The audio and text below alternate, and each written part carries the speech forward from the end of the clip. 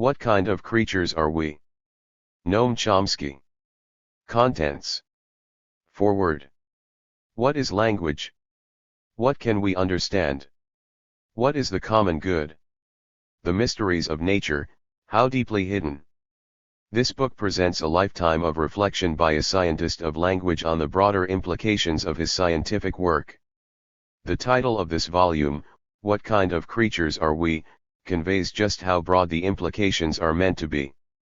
They cover an impressive range of fields: theoretical linguistics, cognitive science, philosophy of science, history of science, evolutionary biology, metaphysics, the theory of knowledge, the philosophy of language and mind, moral and political philosophy, and, even briefly, the ideal of human education. Chapter 1 presents, with clarity and precision, Noam Chomsky's own basic ideas in theoretical linguistics and cognitive science, both fields in which he has played an absolutely central founding role, recording the progress achieved over the years but recording much more strenuously how tentatively those claims to progress must be made and how a very large amount of work remains to be done even in the most fundamental areas of study. Changes of mind over these years are also recorded, some of the most striking of which occurred only in the past decade or so. The chapter begins by motivating the question its title announces: what is language? It behooves us to ask it because without being clear about what language is, not only will we not get the right answers to other questions about various specific aspects of language, perhaps cannot even correctly frame those specific questions, but we will not get close to investigating or even plausibly speculating about the biological basis and evolutionary origins of language. A tradition that goes back to Galileo and Descartes recognized the most fundamental feature of language, which then got its most explicit articulation in Humboldt. Language is quite peculiarly confronted by an unending and truly boundless domain, the essence of all that can be thought. It must therefore make infinite employment of finite means, and is able to do so, through the power which produces identity of language and thought. 1 Darwin, 2, is cited as repeating this in a more elementary form in the context of evolutionary concerns about language. The lower animals differ from man solely in his almost infinitely larger power of associating together the most diversified sounds and ideas. It is worth noting that there are three fundamental features observed here by Humboldt and Darwin. First, the claim to an infinite power residing in a finite base; second, the link of ideas with sound; and third, the link of language with thought. All of them are gathered in what Chomsky declares at the outset as the basic property of language. Language provides an unbounded array of hierarchically structured expressions that receive interpretations at two interfaces: sensoromotor for externalization and conceptual intentional for mental processes. The hierarchical structural element speaks to the first feature, the sensoromotor interface, to the second feature, and the conceptual intentional interface, to the third feature. What will account for this basic property is a computational procedure. The philosophical significance of this is twofold: a theory of language is necessarily a generative grammar, and the theory is necessarily about an object that individual human beings possess, internal to the individual subject and its mentality, i.e., intentional elements. It is not a theory about externalized utterances, nor is it, therefore, about a social phenomenon. The nomenclature to capture this latter distinction between what is individual/internal/intentional and what is externalized/social is I-language and E-language respectively. It is I-languages that alone can be the object of scientific study, not E-languages. Point 2. And although such study is eventually to be redeemed in a biological account, until that eventuality the science captures the phenomena at a level of abstraction from the biology and speaks at the cognitive level of the computational power that satisfies the basic property. Point 3. A different, more general, task is to discover the shared underlying features of all I-languages, which is determined again by the biological properties with which human beings are endowed, a theme whose wider significance for cognition in general is discussed again in Chapter 2. This more general task is undertaken with a view to discovering the biological endowment that determines what generative systems can serve as I-languages. In other words, What are the possible human languages? Chomsky then points out that as soon as the study of generative grammars addressing the basic property of language was seriously undertaken, some surprising puzzles emerged, with far-reaching implications. One is the structure dependence of linguistic operations. In all constructions, in all languages, these operations invariably rely on structural distance rather than on the computationally far simpler notion of linear distance. Language learners know this automatically, without instruction. There is support for this from evidence from experimental neuroscience and psychology. The result follows from the assumption that the order is simply not available to the operations that generate the structured expressions that are interpreted at the conceptual intentional interface, forethought, and organization of action. That follows, in turn, from the very natural assumption that languages are generative systems based on the most elementary computational operation, which is order-free. These and numerous other considerations provide substantial evidence that linear order is ancillary to language, not involved in core syntax and semantics. The same is true of the various external arrangements of sign language, which is now known to be remarkably like spoken language in its structure, acquisition, use, and even neural representation. Presumably, these external properties reflect conditions imposed by the sensoromotor system. The option of using linear order does not even arise for the language learner. Linear order and other arrangements are relevant to what is heard, that is, externalized, not to what is thought, which is interior. He then points out that these conclusions accord well with the little that is known about the origin of language. The sensoromotor system appears to have been in place long before language emerged, and there seems to be little specific adaptation for language.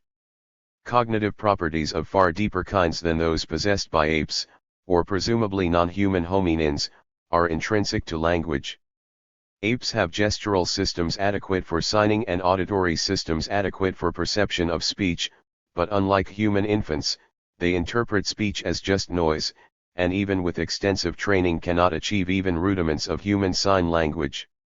Aristotle said that language is sound with meaning, but these considerations just outlined suggest to Chomsky that the priorities in the slogan may be reversed and language would be better understood as meaning with sound. In case this comes off as Platonist, something that was zealously propagated by Gerald Katz, it must be kept firmly in mind that for Chomsky, meaning here is intended as a thoroughly psychological, eventually biological, category and thus not at all reified in Platonist terms. Such conclusions, in turn, fuel Chomsky's long-standing claim that language is not to be understood as it everywhere is among philosophers, anthropologists, and others as in some defining way tied to communication. If externalization of language is secondary, and the tie of language to thought is primary, then communication cannot be central to any answer to the question this chapter asks: what is language? Indeed, as he says, there is reason to think that most of language/thought is not externalized at all. If one firmly understands that language is not designed by human beings but is part of their biological endowment, then, taking language as an object of study, whether scientific or philosophical, there might have to be considerable shift in our methodological approaches. The quotation from Darwin that Chomsky cites with approval has it that what is fundamental about language is a power of associating together the most diversified sounds and ideas.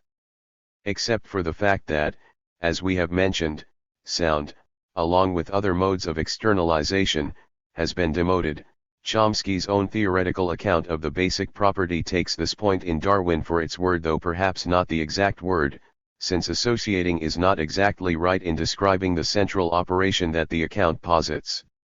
Associating happens, after all, even in classical conditioning, Bell, food, and Chomsky has famously repudiated behaviorist accounts of language.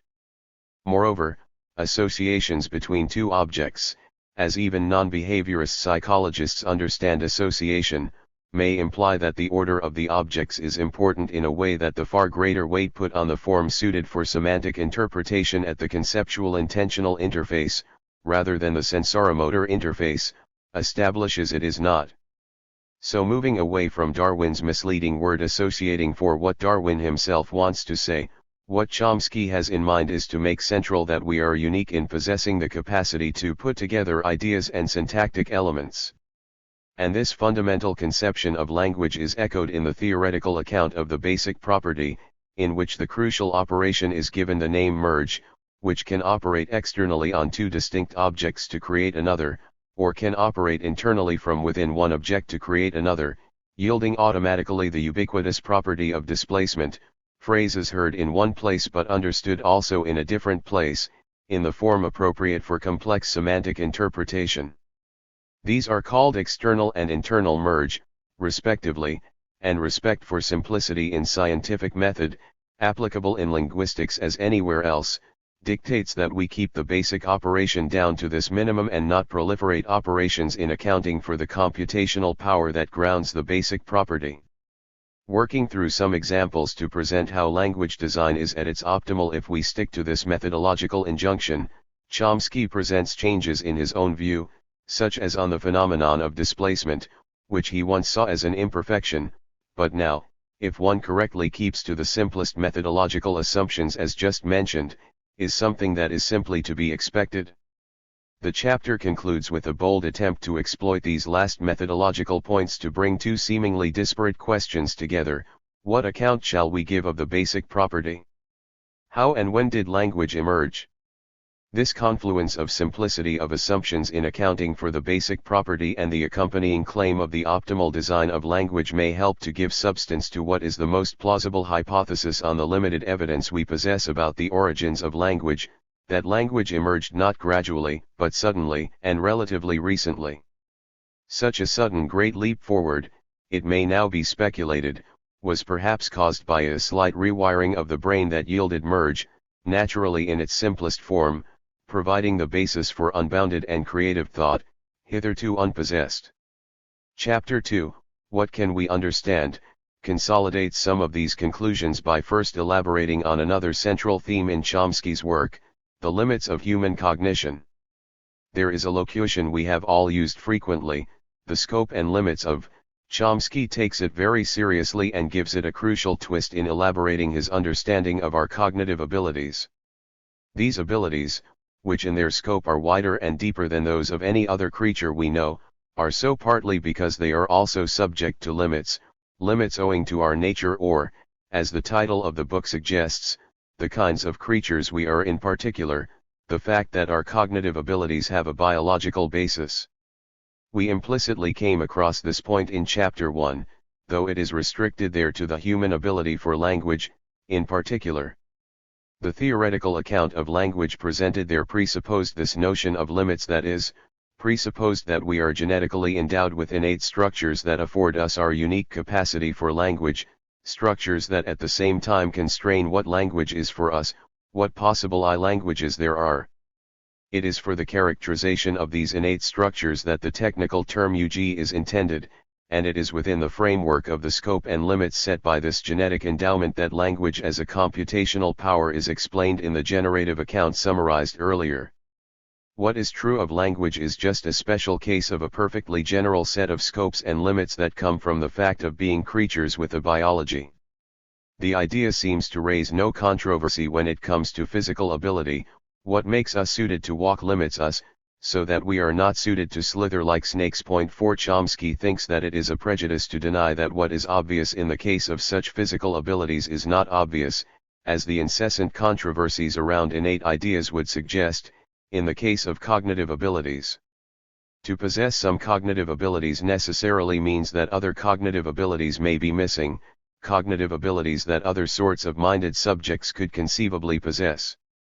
It is only if we ignore the fact of our biology when we study human cognition that we would contrive to deny these limits.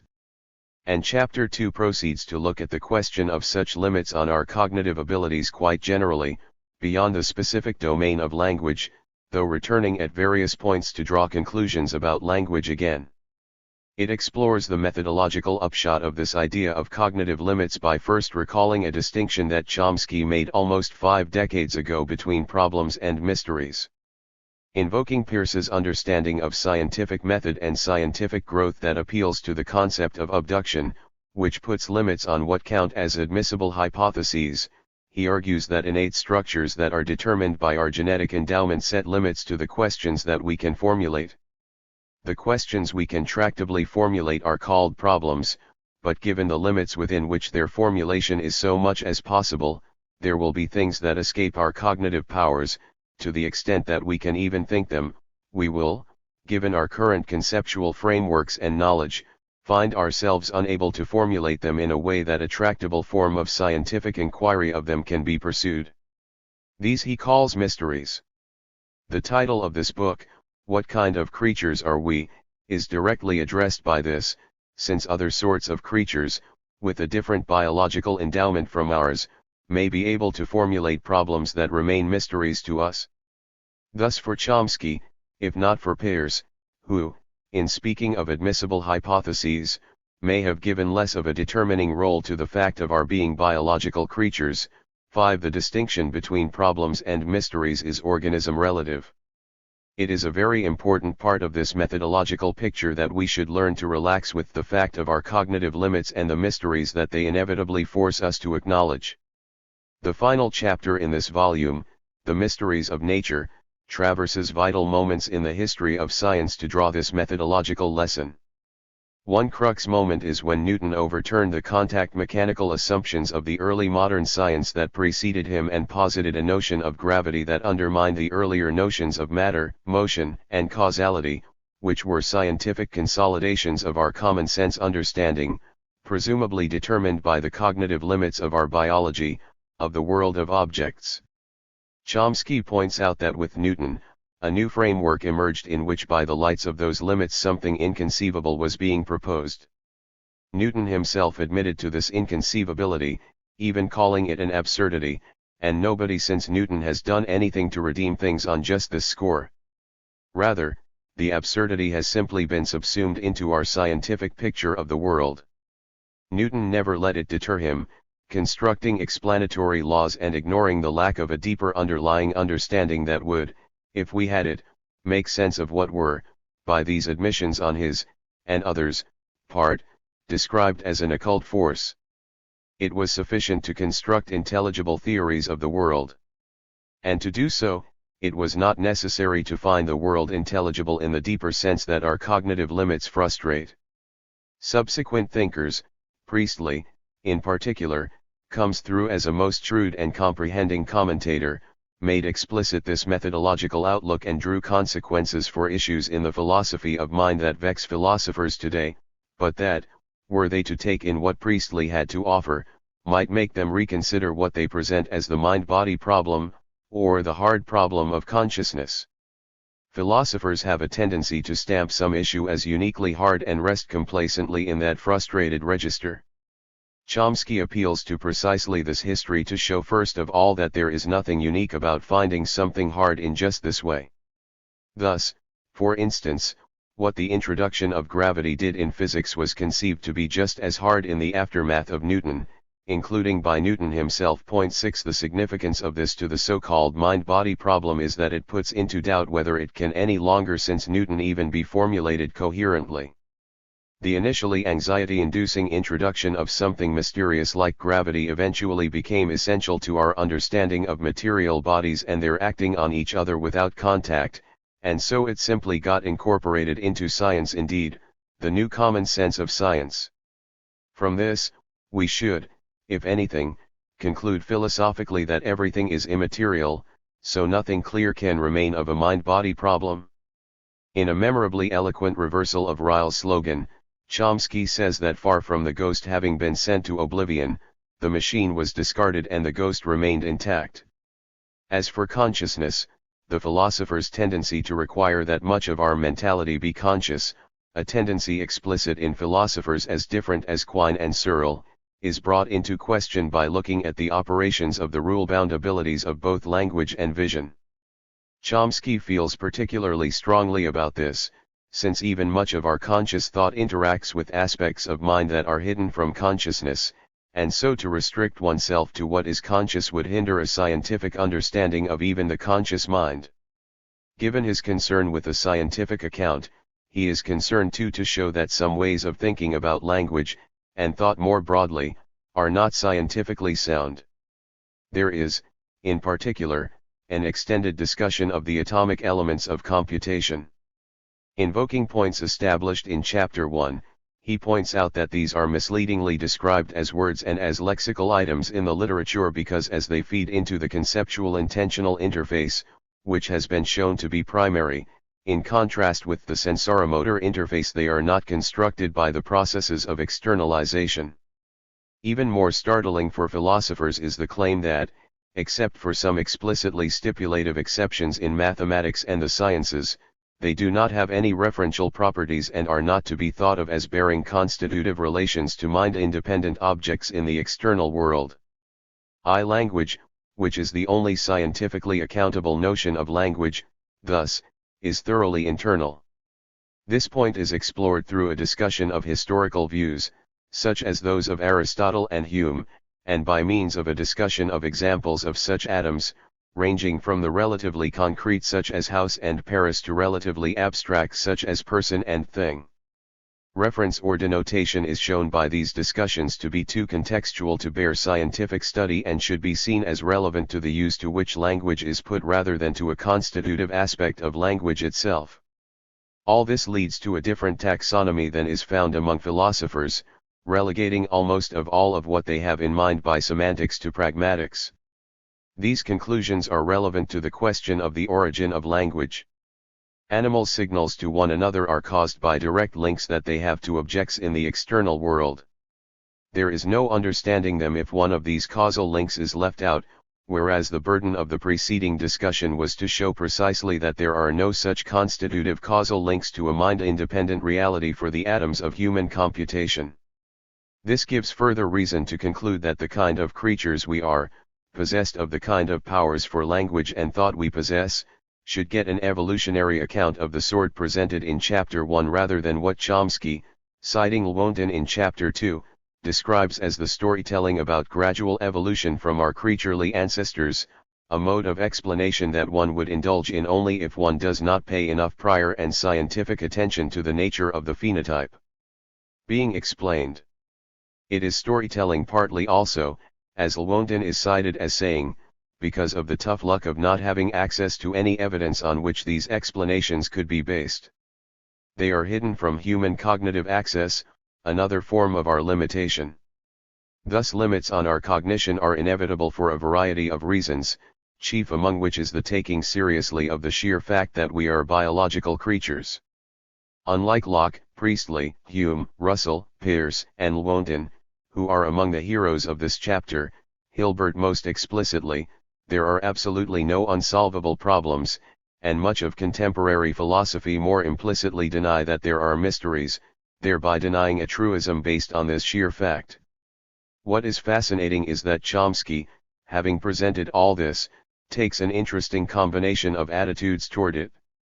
On the one hand, the very idea of cognitive limits that lands us human beings with mysteries, which other sorts of subjects may find perfectly tractable, is a commitment to what philosophers call a realist metaphysics.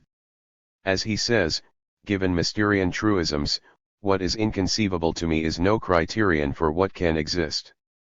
But on the other hand, taking his cue from Newton, his attitude, once this is acknowledged, is thoroughly pragmatist. Just because what we study, the world, may not be ultimately intelligible, does not mean that we should be inhibited from striving to produce intelligible scientific theories of the world.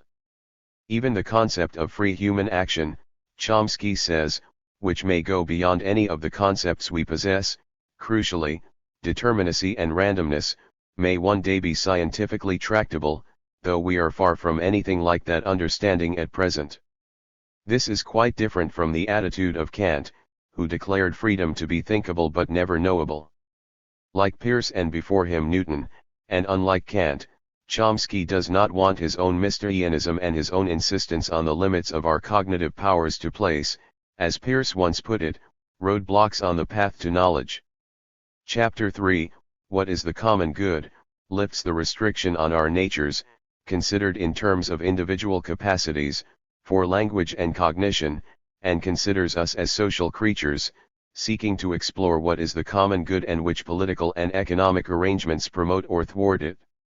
The Enlightenment figures large in the pursuit of these questions, though what Chomsky has in mind by the Enlightenment is capacious, including the familiar liberal figures of Adam Smith, Seven and Mill, as well as those in a broadly romantic tradition, such as Humboldt and Marx. And its interpretation is capacious, too, stressing not only the side of Smith that is often suppressed by most of his liberal and radical critics as well as his conservative devotees, but also the principles that allow the Enlightenment to be seen as a precursor of a later anarchist tradition in Europe as well as John Dewey in America. The starting point of these inquiries is, in fact, individualist and has ties to the earlier chapters. Even within their biologically determined limits, the creative capacities that each individual possesses, and that were discussed in Chapter 1 in the specific domain of language, are precisely the sort of thing whose full development makes individuals flower as subjects.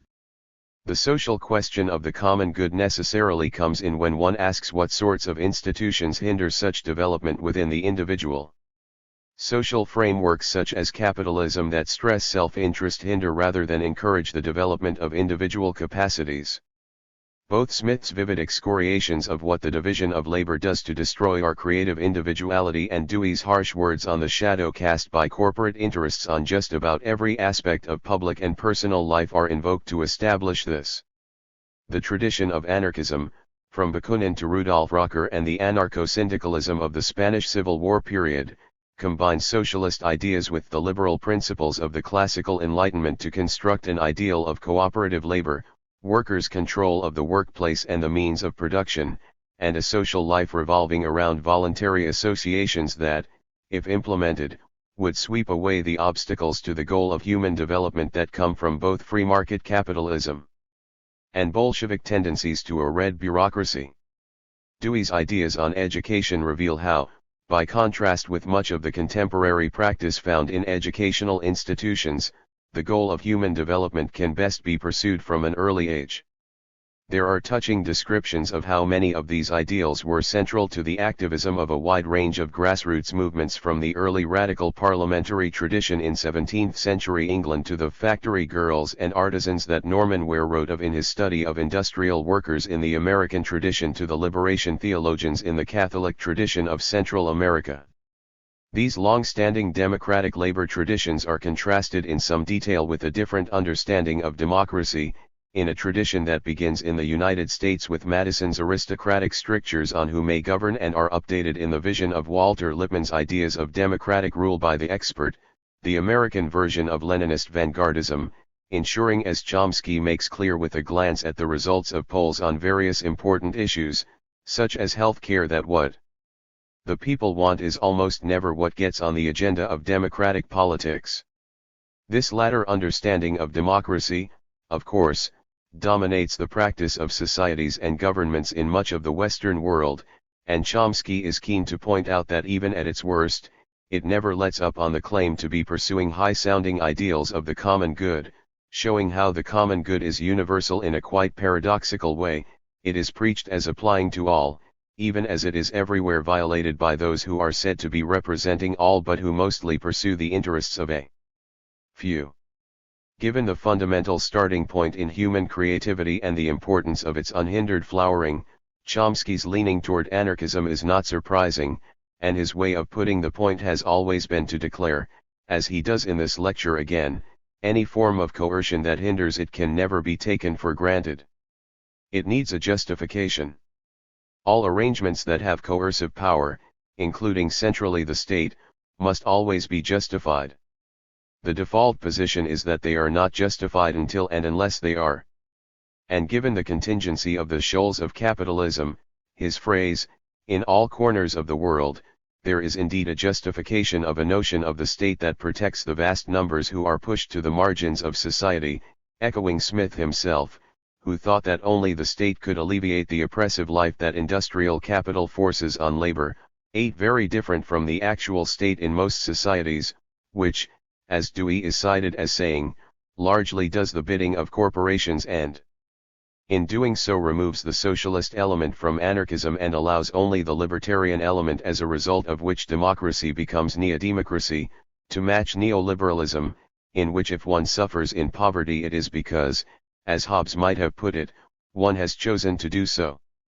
Thus to turn one's back on this and to justify the state as offering protections for those who suffer under capitalism, far from contradicting anarchism, is a consistent application of its principles in historical contingencies, a point that Chomsky presents with a marvelous metaphor that he says he has borrowed from the Brazilian rural workers' movement and extended the metaphor of an iron cage whose floors one tries to extend as one tries to reduce the coercive power of the state, even as the cage protects one from the destructive forces outside the cage, forces that render us weak and impoverished and alienated, to say nothing of rendering our planet uninhabitable. I have tried, as best I can, to summarize a book whose intellectual complexity and power and whose breadth of knowledge and originality cannot possibly be captured in a summary, so, an exercise and duty that may not, in the end, aid the reader at all. But what I will say, without pause or condition, is that there was such pleasure and instruction in the exercise that I could do no better than ask the reader to study the book for herself, not only for the qualities I have just mentioned, but for its utter seriousness of purpose regarding the deepest questions in philosophy and science and, above all, its vast humanity. 1. What is language? The general question I would like to address in this book is an ancient one: what kind of creatures are we? I am not deluded enough to think I can provide a satisfactory answer, but it seems reasonable to believe that in some domains at least, particularly with regard to our cognitive nature, there are insights of some interest and significance, some new, and that it should be possible to clear away some of the obstacles that hamper further inquiry, including some widely accepted doctrines with foundations that are much less stable than often assumed. I will consider three specific questions, increasingly obscure. What is language? What are the limits of human understanding, if any? And what is the common good to which we should strive? I will begin with the first and will try to show how what may seem at first to be rather narrow and technical questions can, if pursued carefully, lead to some far-reaching conclusions that are significant in themselves and differ sharply from what is generally believed and often regarded as fundamental in the relevant disciplines, cognitive science in a broad sense, including linguistics and philosophy of language and mind.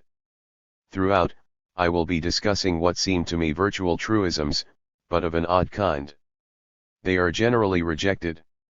That poses a dilemma, for me at least. And perhaps you too will be interested in resolving it.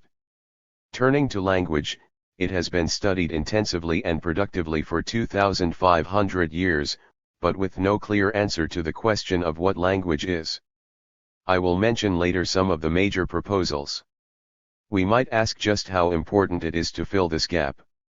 For the study of any aspect of language, the answer should be clear. Only to the extent that there is an answer to this question, at least tacit, is it possible to proceed to investigate serious questions about language, among them acquisition and use, origin, language change, diversity and common properties, language in society, the internal mechanisms that implement the system, both the cognitive system itself and its various uses, distinct though related tasks. No biologist would propose an account of the development or evolution of the eye, for example, without telling us something fairly definite about what an eye is, and the same truisms hold of inquiries into language. Or should. Interestingly, that is not how the questions have generally been viewed, a matter to which I will return. But there are much more fundamental reasons to try to determine clearly what language is, reasons that bear directly on the question of what kind of creatures we are. Darwin was not the first to conclude that the lower animals differ from man solely in his almost infinitely larger power of associating together the most diversified sounds and ideas. One almost infinite is a traditional phrase to be interpreted today as actually infinite. But Darwin was the first to have expressed this traditional concept within the framework of an incipient account of human evolution. A contemporary version is given by one of the leading scientists who studies human evolution, Ian Tattersall. In a recent review of the currently available scientific evidence, he observes that it was once believed that the evolutionary record would yield early harbingers of our later selves. The reality, however, is otherwise, for it is becoming increasingly clear that the acquisition of the uniquely modern human sensibility was instead an abrupt and recent event. And the expression of this new sensibility was almost certainly crucially abetted by the invention of what is perhaps the single most remarkable thing about our modern selves, language. 2. If so, then an answer to the question what is language, matters greatly to anyone concerned with understanding our modern selves. Tattersall dates the abrupt and sudden event as probably lying somewhere within the very narrow window of 50,000 to 100,000 years ago. The exact dates are unclear, and not relevant to our concerns here, but the abruptness of the emergence is. I will return to the vast and burgeoning literature of speculation on the topic, which generally adopts a very different stance. If Tattersall's account is basically accurate, as the very limited empirical evidence indicates, then what emerged in the narrow window was an infinite power of associating the most diversified sound and ideas, in Darwin's words. That infinite power evidently resides in a finite brain. The concept of finite systems with infinite power was well understood by the mid-20th century. That made it possible to provide a clear formulation of what I think we should recognize to be the most basic property of language, which I will refer to just as the basic property. Each language provides an unbounded array of hierarchically structured expressions that receive interpretations at two interfaces, sensoromotor for externalization and conceptual intentional for mental processes. That allows a substantive formulation of Darwin's infinite power or, going back much farther, of Aristotle's classic dictum that language is sound with meaning, though work of recent years shows that sound is too narrow, and there is good reason, to which I will return, to think that the classic formulation is misleading in important ways. At the very least, then, each language incorporates a computational procedure satisfying the basic property. Therefore, a theory of the language is by definition a generative grammar, and each language is what is called in technical terms an I language, I standing for internal, individual, and intentional. We are interested in the discovering the actual computational procedure, not some set of objects it enumerates, what it strongly generates in technical terms, loosely analogous to the proofs generated by an axiom system. There is also a notion weak generation, the set of expressions generated, analogous to the set of theorems generated. There is also a notion e-language, standing for external language, which many not me identify with the corpus of data, or with some infinite set that is weakly generated. 3 Philosophers, linguists, and cognitive and computer scientists have often understood language to be what is weakly generated.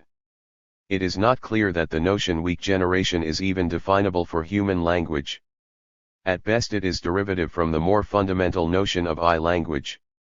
These are matters extensively discussed in the 1950s, though not properly assimilated, I believe. 4. I will restrict attention here to I language, a biological property of humans, some subcomponent of, mostly, the brain, an organ of the mind/brain in the loose sense in which the term organ is used in biology. I take the mind here to be the brain viewed at a certain level of abstraction. The approach is sometimes called the biolinguistic framework. It is regarded as controversial but without grounds, in my opinion. In earlier years, the basic property resisted clear formulation. Taking some of the classics, for Ferdinand de Saussure, language, in the relevant sense, is a storehouse of word images in the minds of members of a community, which exists only by virtue of a sort of contract signed by the members of a community. For Leonard Bloomfield, language is an array of habits to respond to situations with conventional speech sounds and to respond to these sounds with actions. Elsewhere, Bloomfield defined language as the totality of utterances made in a speech community, something like William Dwight Whitney's earlier conception of language as the body of uttered and audible signs by which in human society thought is principally expressed, thus audible signs for thought, though this is a somewhat different conception in ways to which I will return. Edward Sapir defined language as a purely human and non-instinctive method of communicating ideas, emotions, and desires by means of a system of voluntarily produced symbols. 5. With such conceptions it is not unnatural to follow what Martin Jewes called the Bayesian tradition, holding that languages can differ arbitrarily and that each new one must be studied without preconceptions. 6. Accordingly, Linguistic theory consists of analytic procedures to reduce a corpus to organized form, basically techniques of segmentation and classification. The most sophisticated development of this conception was Zelig-Harris's methods. 7 A contemporary version is that linguistic theory is a system of methods for processing expressions. 8. In earlier years, it was understandable that the question "what is language?" received only such indefinite answers as the ones mentioned, ignoring the basic property. It is, however, surprising to find that similar answers remain current in contemporary cognitive science. Not untypical is a current study on evolution of language, where the authors open by writing that we understand language as the full suite of abilities to map sound to meaning, including the infrastructure that supports it. 9 Basically a reiteration of Aristotle's dictum, and too vague to ground further inquiry. Again, no biologist would study evolution of the visual system assuming no more about the phenotype than that it provides the full suite of abilities to map stimuli to percepts along with whatever supports it. Much earlier, at the origins of modern science, there were hints at a picture somewhat similar to Darwin's and Whitney's.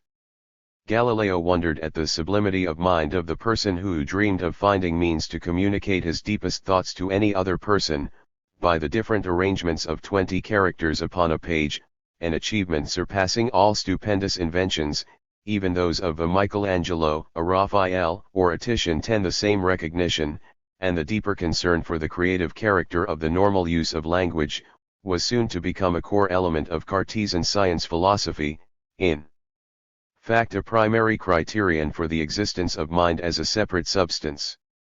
Quite reasonably, that led to efforts to devise tests to determine whether another creature has a mind like ours, notably by Gerard de Courdemoy. 11 These were somewhat similar to the Turing test, though quite differently conceived. De Courdemoy's experiments were like a litmus test for acidity, an attempt to draw conclusions about the real world. Turing's imitation game, as he made clear, had no such ambitions. These important questions aside, there is no reason today to doubt the fundamental Cartesian insight that use of language has a creative character. It is typically innovative without bounds, appropriate to circumstances but not caused by them, a crucial distinction, and can engender thoughts in others that they recognize they could have expressed themselves. We may be incited or inclined by circumstances and internal conditions to speak in certain ways, not others, but we are not compelled to do so, as Descartes' successors put it. We should also bear in mind that Wilhelm von Humboldt's now oft-quoted aphorism that language involves infinite use of finite means refers to use. More fully, he wrote that language is quite peculiarly confronted by an unending and truly boundless domain, the essence of all that can be thought. It must therefore make infinite employment of finite means, and is able to do so, through the power which produces identity of language and thought. 12 He thus placed himself in the tradition of Galileo and others who associated language closely with thought, though going well beyond, while formulating one version of a traditional conception of language as the single most remarkable thing about our modern selves, in Tattersall's recent phrase. There has been great progress in understanding the finite means that make possible infinite use of language, but the latter remains largely a mystery despite significant progress in understanding conventions that guide appropriate use, a much narrower question. How deep a mystery is a good question, to which I will return in Chapter 2.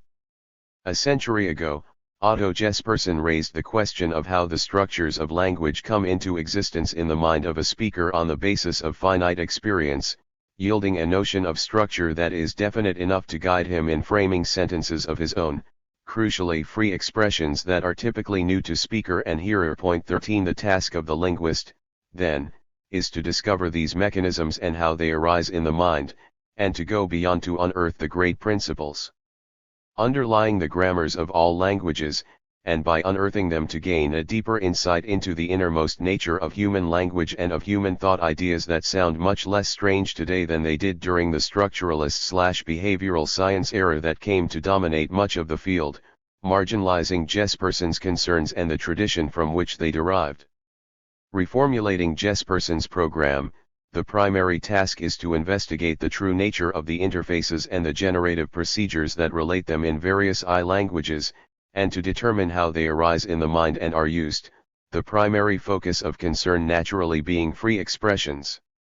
And to go beyond to unearth the shared biological properties that determine the nature of languages accessible to humans, the topic of UG, universal grammar, in the contemporary version of Jesperson's great principles underlying the grammars of all languages, now reframed as a question of the genetic endowment that yields the unique human language capacity and its specific instantiations in languages.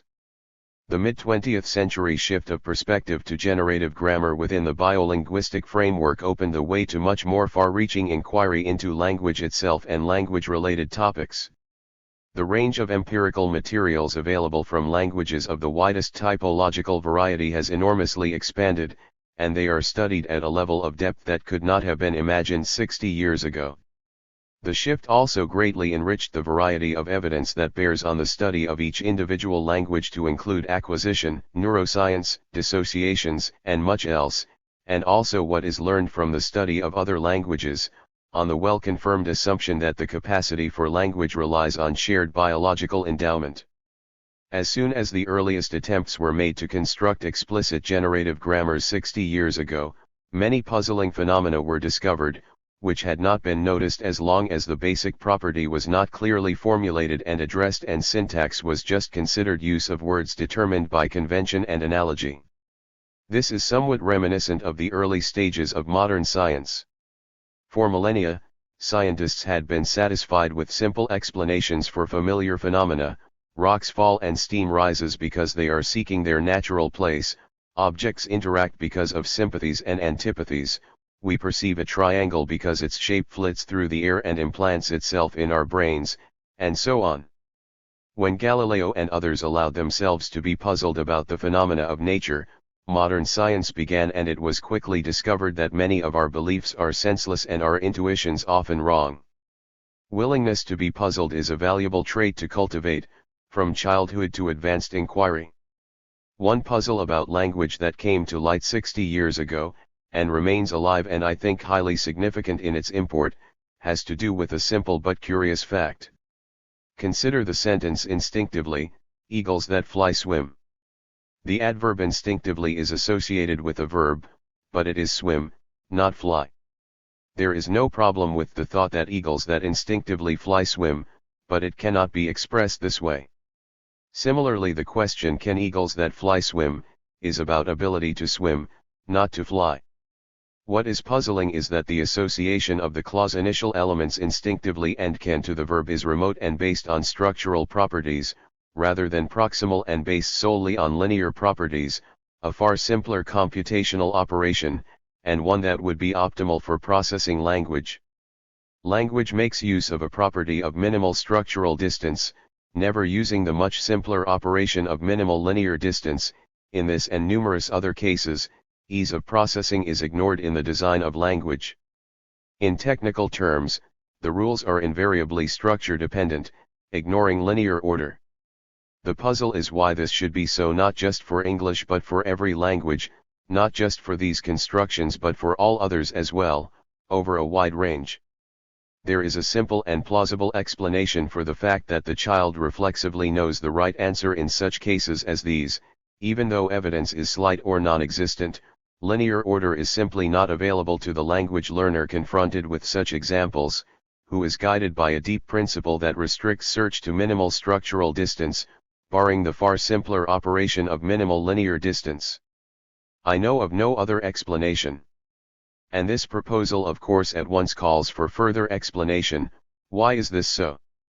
What is it about the genetically determined character of language UG that imposes this particular condition? The principle of minimal distance is extensively employed in language design, presumably one case of a more general principle, call it minimal computation, which is in turn presumably an instance of a far more general property of the organic world or even beyond. There must however be some special property of language design that restricts minimal computation to structural rather than linear distance, despite the far greater simplicity of the latter for computation and processing.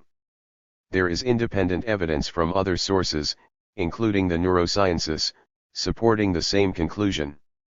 A research group in Milan studied brain activity of subjects presented with two types of stimuli, invented languages satisfying UG and others not conforming to UG. In the latter case, for example, a rule for negation that places the negative element after the third word, a far simpler computational operation than the rules for negation in human language. They found that in the case of conformity to UG, there is normal activation in the language areas, though not when linear order is used. 14 In that case, the task is interpreted as a non-linguistic puzzle, so brain activity indicates. Work by Neil Smith and Ian Thimeriat simply with a cognitively impaired but linguistically gifted subject reached similar conclusions but, interestingly, found that normals as well were unable to deal with the violations of UG using linear order. As Smith concludes, the linguistic format of the experiment appeared to inhibit them from making the appropriate structure-independent generalization, even though they could work out comparable problems in a non-linguistic environment with ease. 15. There is a small industry in computational cognitive science attempting to show that these properties of language can be learned by statistical analysis of big data. This is, in fact, one of the very few significant properties of language that has been seriously addressed at all in these terms. Every attempt that is clear enough to be investigated has been shown to fail, irremediably. 16 But more significantly, the efforts are beside the point in the first place.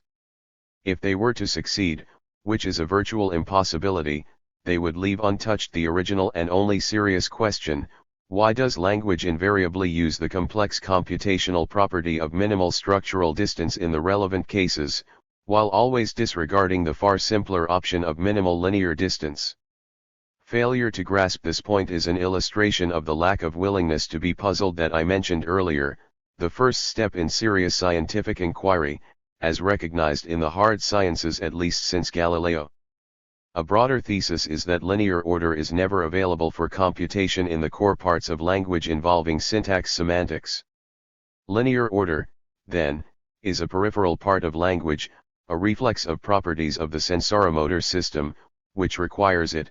We cannot speak in parallel, or produce structures, but only strings of words. The sensoromotor system is not specifically adapted to language in fundamental respects. The parts essential for externalization and perception appear to have been in place long before language emerged. There is evidence that the auditory system of chimpanzees might be fairly well adapted for human speech. 17 Though apes cannot even take the first step in language acquisition, extracting language-relevant data from the blooming, buzzing confusion surrounding them, as human infants do at once, reflexively, not a slight achievement. And though capacity to control the vocal tract for speech appears to be human-specific, that fact cannot bear too much weight given that production of human language is modality-independent, as recent work on sign language has established, and there is little reason to doubt that apes have adequate gestural capacities. Evidently much deeper cognitive properties are involved in language acquisition and design. Though the matter is not settled, there is considerable evidence that the broader thesis may in fact be correct. Fundamental language design ignores order and other external arrangements. In particular, semantic interpretation in core cases depends on hierarchy, not the order found in the externalized forms. If so, then the basic property is not exactly as I formulated it before, and as it is formulated in recent literature papers of mine, too.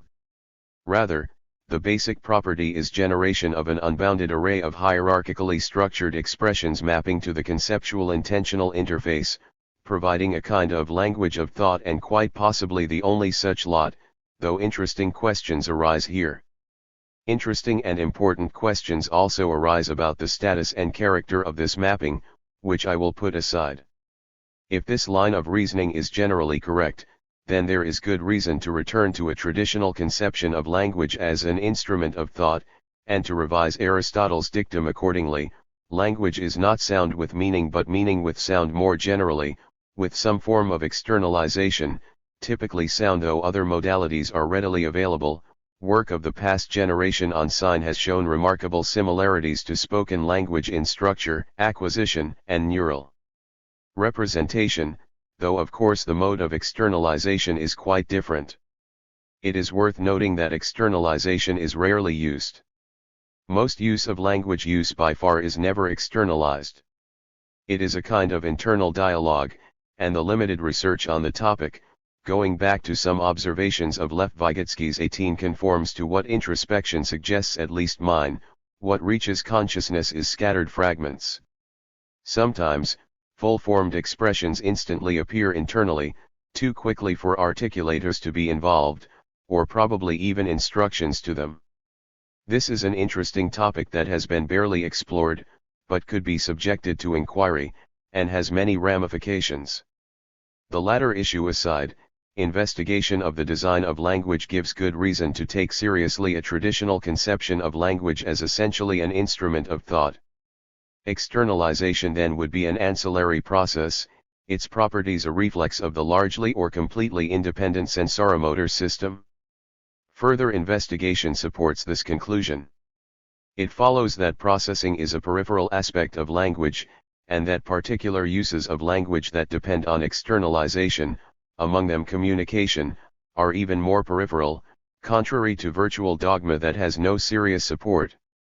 It would also follow that the extensive speculation about language evolution in recent years is on the wrong track, with its focus on communication.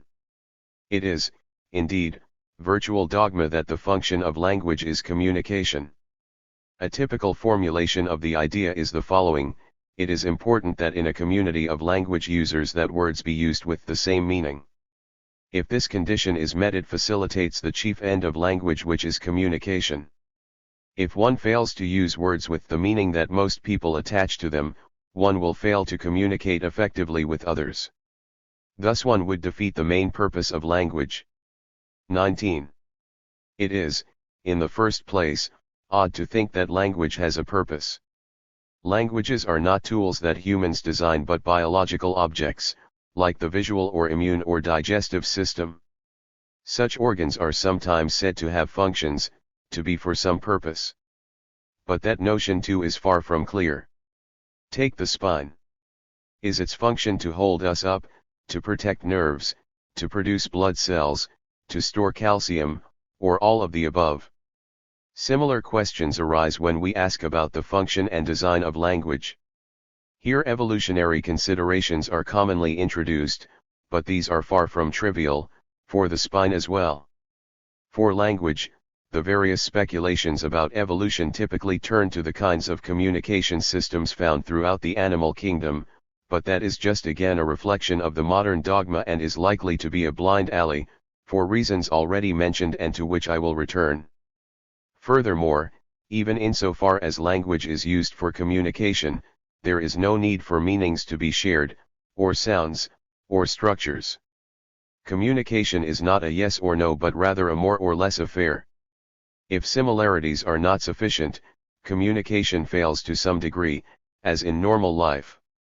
Even if the term communication is largely deprived of substantive meaning and used as a cover term for social interaction of various kinds, it remains a minor part of actual language use, for whatever that observation is worth. In brief, there is no basis for the standard dogma, and there is by now quite significant evidence that it is simply false. Doubtless language is sometimes used for communication, as is style of dress, facial expression, and stance, and much else. But fundamental properties of language design indicate that a rich tradition is correct in regarding language as essentially an instrument of thought, even if we do not go as far as Humboldt in identifying the two. The conclusion becomes even more solidly entrenched if we consider the basic property more closely. Naturally, we seek the simplest account of the basic property, the theory with fewest arbitrary stipulations, each of which is, furthermore, a barrier to some eventual account of origin of language. And we ask how far this resort to standard scientific method will carry us. The simplest computational operation, embedded in some manner in every relevant computational procedure, takes objects x and y already constructed and forms a new object z. Call it merge. The principle of minimal computation dictates that neither x nor y is modified by merge, and that they appear in z unaltered. Hence merge, xy, equals xy. That does not of course mean that the brain contains sets, as some current misinterpretations claim, but rather that whatever is going on in the brain has properties that can properly be characterized in these terms, just as we don't expect to find the Kekule diagram for benzene in a test tube. Note that if language really does conform to the principle of minimal computation in this respect, we have a far-reaching answer to the puzzle of why linear order is only an ancillary property of language, apparently not available for core syntactic and semantic computations. Language design is perfect in this regard, and again we may ask why. Looking further, evidence mounts in support of this conclusion. Suppose X and Y are merged, and neither is part of the other, as in combining read and that book to form the syntactic object corresponding to read that book. Call that case external merge.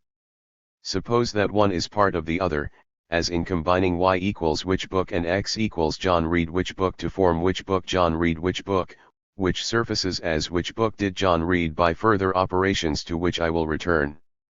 That is an example of the ubiquitous phenomenon of displacement in natural language. Phrases are heard in one place but interpreted both there and in another place, so that the sentence is understood as for which book X, John read the book X. In this case, the result of merge of X and Y is again X, Y, but with two copies of Y, equals which book, one the original one remaining in X, the other the displaced copy merged with X. Call that internal merge. It is important to avoid a common misinterpretation, found in the professional literature as well. There is no operation copy or remerge. Internal merge happens to generate two copies, but that is the outcome of merge under the principle of minimal computation, which keeps merge in its simplest form, not tampering with either of the elements merged. New notions of copy or remerge not only are superfluous, they also cause considerable difficulties unless sharply constrained to apply under the highly specific conditions of internal merge, which are met automatically under the simplest notion of merge. External and internal merge are the only two possible cases of binary merge. Both come free if we formulate merge in the optimal way, applying to any two syntactic objects that have already been constructed, with no further conditions. It would require stipulation to bar either of the two cases of merge, or to complicate either of them. That is an important fact. For many years it was assumed by me, too, that displacement is a kind of imperfection of language, a strange property that has to be explained away by some more complex devices and assumptions about UG. But that turns out to be incorrect. Displacement is what we should expect on the simplest assumptions. It would be an imperfection if it were lacking. It is sometimes suggested that external merge is somehow simpler and should have priority in design or evolution. There is no basis for that belief. If anything, one could argue that internal merge is simpler since it involves vastly less search of the workspace for computation, not that one should pay much attention to that. Another important fact is that internal merge in its simplest form, satisfying the overarching principle of minimal computation, commonly yields the structure appropriate for semantic interpretation, as just illustrated in the simple case of which book did John read. However, these are the wrong structures for the sensoromotor system. Universally in language, only the structurally most prominent copy is pronounced, as in this case, the lower copy is deleted. There is a revealing class of exceptions that in fact support the general thesis, but I will put that aside. Point 20. Deletion of copies follows from another uncontroversial application of minimal computation: compute and articulate as little as possible. The result is that the articulated sentences have gaps. The hearer has to figure out where the missing element is. As well known in the study of perception and parsing, that yields difficult problems for language processing, so-called filler gap problems. In this very broad class of cases too, language design favors minimal computation, disregarding the complications in the processing and use of language. Notice that any linguistic theory that replaces internal merge by other mechanisms has a double burden of proof to meet. It is necessary to justify the stipulation barring internal merge and also the new mechanisms intended to account for displacement. In fact, displacement with copies, generally the right forms for semantic interpretation. The same conclusions hold in more complex cases. Consider, for example, the sentence which of his pictures did they persuade the museum that every painter likes best. It is derived by internal merge from the underlying structure which of his pictures did they persuade the museum that every painter likes which of his pictures best, formed directly by internal merge, with displacement and two copies.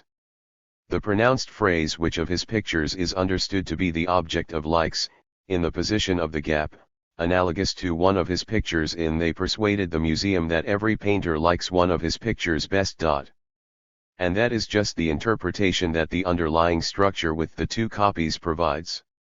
Furthermore, the quantifier variable relationship between every and his carries over in which of his pictures did they persuade the museum that every painter likes best. The answer can be his first one different for every painter, as in one interpretation of they persuaded the museum that every painter likes one of his pictures best. In contrast, no such answer is possible for the structurally similar expression which of his pictures persuaded the museum that every painter likes flowers, in which case his pictures does not fall within the scope of every painter. Evidently, it is the unpronounced copy that provides the structure required for quantifier variable binding as well as for the verb-object interpretation. The results once again follow straightforwardly from internal merge and copy deletion under externalization. There are many similar examples along with interesting problems as complexity mounts. Just as in the simpler cases, like instinctively, eagles that fly swim, it is inconceivable that some form of data processing yields these outcomes. Relevant data are not available to the language learner. The results must therefore derive from the original hand of nature, in Hume's phrase in our terms, from genetic endowment, specifically the architecture of language as determined by UG in interaction with such general principles as minimal computation. In ways like these we can derive quite far-reaching and firm conclusions about the nature of UG. One commonly reads claims in the literature that UG has been refuted, or does not exist. But this must be a misunderstanding. To deny the existence of UG, that is, of a biological endowment underlying the capacity for language, would be to hold that it is a miracle that humans have language but other organisms do not. The reference in these claims is presumably not to UG, however, rather, to descriptive generalizations. Joseph Greenberg's very important proposals on language universals, for example. For example, in an introduction to the new edition of Quine's Word and Object 21, Patricia Chitchland, with an irrelevant citation, writes that linguistic universals, long the darlings of theorists, took a drubbing as one by one they fell to the disconfirming data of field linguists. Presumably she takes this to be confirmation of Quine's view that timely reflection on method and evidence should tend to stifle much of the talk of linguistic universals, meaning generalizations about language. In reality, it is field linguists who have discovered and confirmed not only the generally valid and quite important generalizations but also the invariant properties of UG. The term field linguists means linguists concerned with data, whether they are working in the Amazon jungle, or in their offices in Belém, or in New York. The fragment of truth in such observations is that generalizations are likely to have exceptions, which can be quite valuable as a stimulus to inquiry. For example, the exceptions to deletion of copies, which I just mentioned. That is a common experience in the sciences. The discovery of perturbations in the orbit of Uranus did not lead to the abandonment of Newton's principles and Kepler's laws, or to the broader conclusion that there are no physical laws, but to the postulation later discovery of another planet, Neptune. Exceptions to largely valid descriptive generalizations play a similar role quite generally in the sciences and have done so repeatedly in the study of language. There is, then, persuasive and quite far-reaching evidence that if language is optimally designed, it will provide structures appropriate for semantic interpretation but that yield difficulties for perception and language processing, hence communication. There are many other illustrations. Take, say, passivization. It has been argued that passivization supports the belief that language is well designed for communication. Thus in the sentence "the boys took the books," if we wish to foreground the books, the passive operation allows us to do so by saying the books were taken by the boys. In fact, the conclusion is the opposite. The design of language, following from minimal computation, regularly bars this option. Suppose in the sentence the boys took the books from the library, we wish to foreground the library, yielding the library was taken the books from by the boys. That's barred by language design, yet another barrier to communication. The interesting cases are those in which there is a direct conflict between computational and communicative efficiency. In every known case, the former prevails, ease of communication is sacrificed. Many such cases are familiar, among them structural ambiguities and garden path sentences such as the horse raced past the barn fell, interpreted as ungrammatical on first presentation. Another case of particular interest is so-called islands constructions in which extraction, internal merge, is barred insofar as these can be given principled explanations invoking computational efficiency. An illustration is the questions associated with the expression they asked if the mechanics fixed the cars. We can ask how many cars, yielding how many cars did they ask if the mechanics fixed. Or we can ask how many mechanics, yielding how many mechanics did they ask if fixed the cars. The two interrogatives differ sharply in status. Asking how many mechanics is a fine thought, but it has to be expressed by some circumlocution, again impeding communication, technically an ECP violation.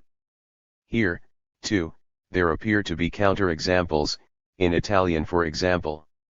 Recognition of these led to discoveries about the nature of null subject languages by Luigi Rizzi 22, reinforcing the ECP principle, again illustrating the value of proposed generalizations and apparent exceptions.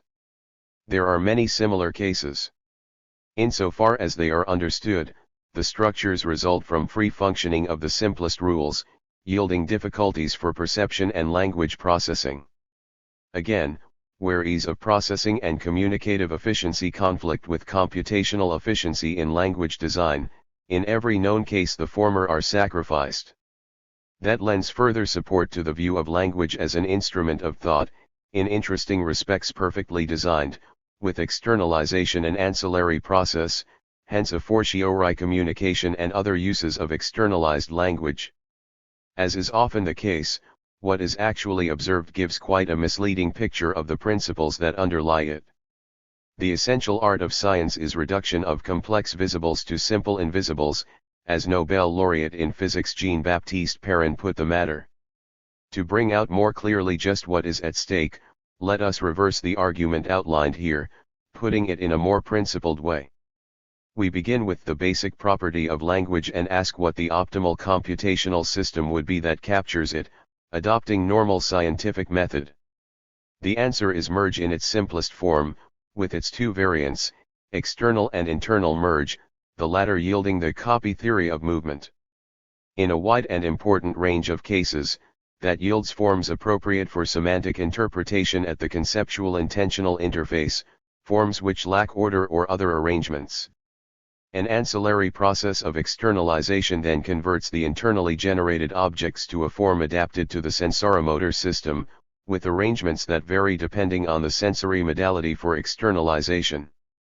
Externalization, too, is subject to minimal computation, so that copies are erased, yielding difficulties for language processing and use, including the special case of communication. A fallout of the optimal assumptions is that rules are invariably structure-dependent, resolving the puzzle discussed at the outset and others like it.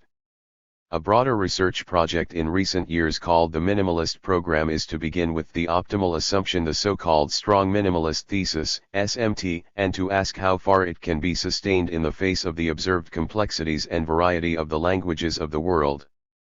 Where a gap is found, the task will be to see whether the data can be reinterpreted, or principles of optimal computation can be revised, so as to solve the puzzles within the framework of SMT, thus producing some support, in an interesting and unexpected domain, for Galileo's precept that nature is simple, and it is the task of the scientist to prove it. The task is of course a challenging one.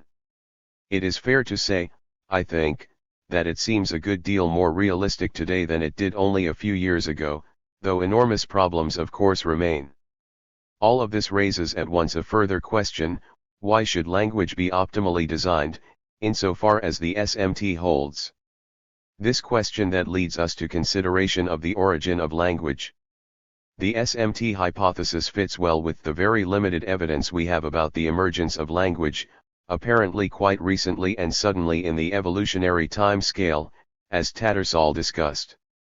A fair guess today, and one that opens rich avenues of research and inquiry, is that some slight rewiring of the brain yielded merge, naturally in its simplest form, providing the basis for unbounded and creative thought, the great leap forward revealed in the archaeological record, and the remarkable differences separating modern humans from their predecessors and the rest of the animal kingdom.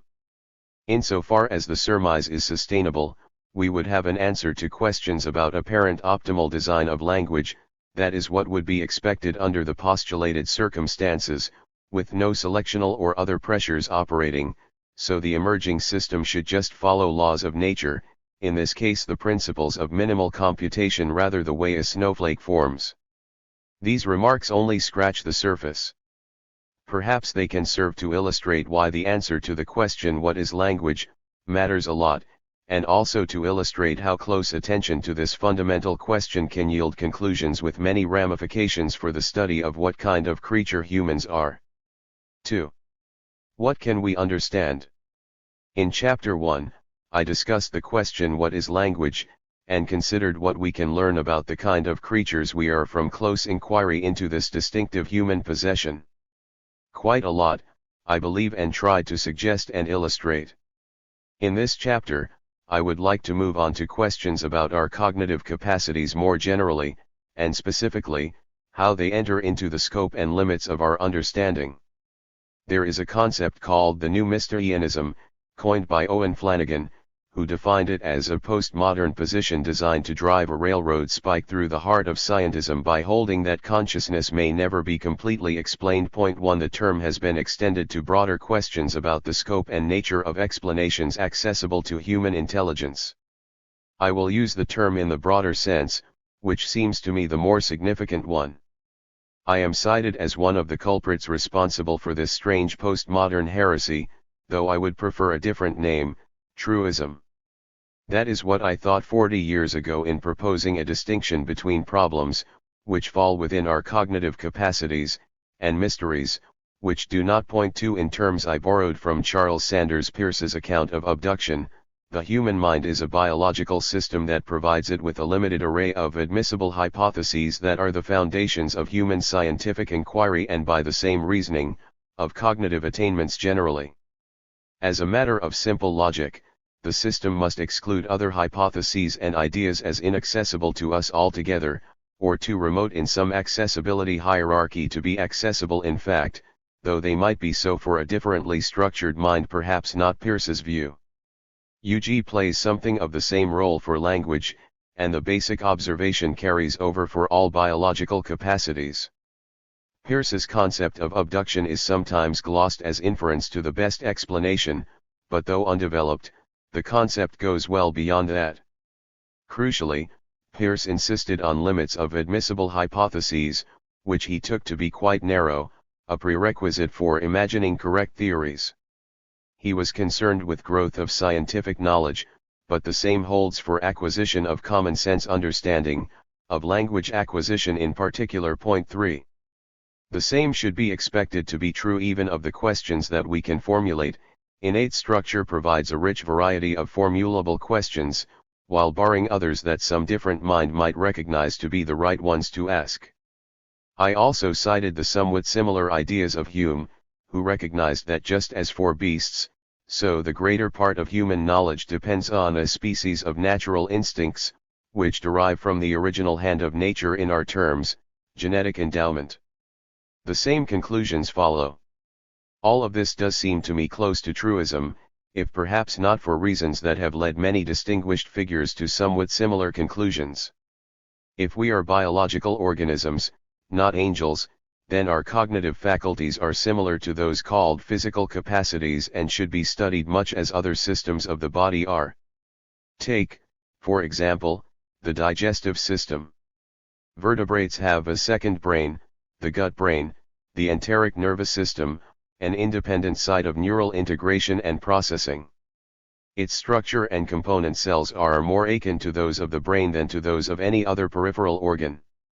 There are more nerve cells in the bowel than in the spine, in fact more than in the entire remainder of our peripheral nervous system, 100 million in the small intestine alone. The gut-brain is also a vast chemical warehouse within which is represented every one of the classes of neurotransmitter found in the brain, with internal communication that is rich and brain-like in its complexity. The gut is the only organ that contains an intrinsic nervous system that is able to mediate reflexes in the complete absence of input from the brain or spinal cord. The brain in the bowel has evolved in pace with the brain in the head. It has become a vibrant, modern data processing center that enables us to accomplish some very important and unpleasant tasks with no mental effort, and when we are lucky, to do so efficiently and outside our consciousness. It is possible that it may also have its own psychoneuroses, and some researchers today report that it is susceptible to such diseases of the brain as Alzheimer's, Parkinson's, and autism. It has its own sensory transducers and regulatory apparatus, which equip it to deal with specific tasks imposed by the organs with which it interacts, excluding others. 4. Uncontroversially, the original hand of nature determines what the gut-brain can and cannot do, the problems it can solve and the mysteries that are beyond its reach. Uncontroversially, scope and limits are related, the structural properties that provide scope also set limits. In the case of the gut-brain, there are no debates about some obscure innateness hypothesis which is often condemned in the case of language but never defended, because there is no such hypothesis apart from various ideas about what the genetic component is. There are no complaints that after all these years the genetic component of the gut-brain is not fully understood, just as in other domains. The study of the gut-brain is internalist. There is no philosophical critique based on the fact that what goes on in the digestive system crucially depends on matters external to it, elsewhere in the organism or outside the skin. One studies the nature of the internal system, and its external interactions, with no philosophical quandaries. Comparable concerns are considered to pose serious dilemmas for the study of the first brain and its capacities, human language specifically. This seems to me one instance of a curious tendency to treat mental aspects of the human organism differently from so-called physical aspects, a kind of methodological dualism, which is more pernicious than Cartesian metaphysical dualism. The latter was a respectable scientific hypothesis, proven wrong when Newton undermined the mechanical philosophy of early modern science by demonstrating that one of the Cartesian substances, body, does not exist, thereby eliminating the mind-body problem, at least in its Cartesian form, and leaving open the question what the physical or material is supposed to be. 5 Methodological dualism in contrast seems to have nothing to recommend it. If we abandon it, then it is hard to see why the first brain, in particular its cognitive aspects, should be studied in some way that is fundamentally different from how one investigates the gut-brain, or any other component of the body.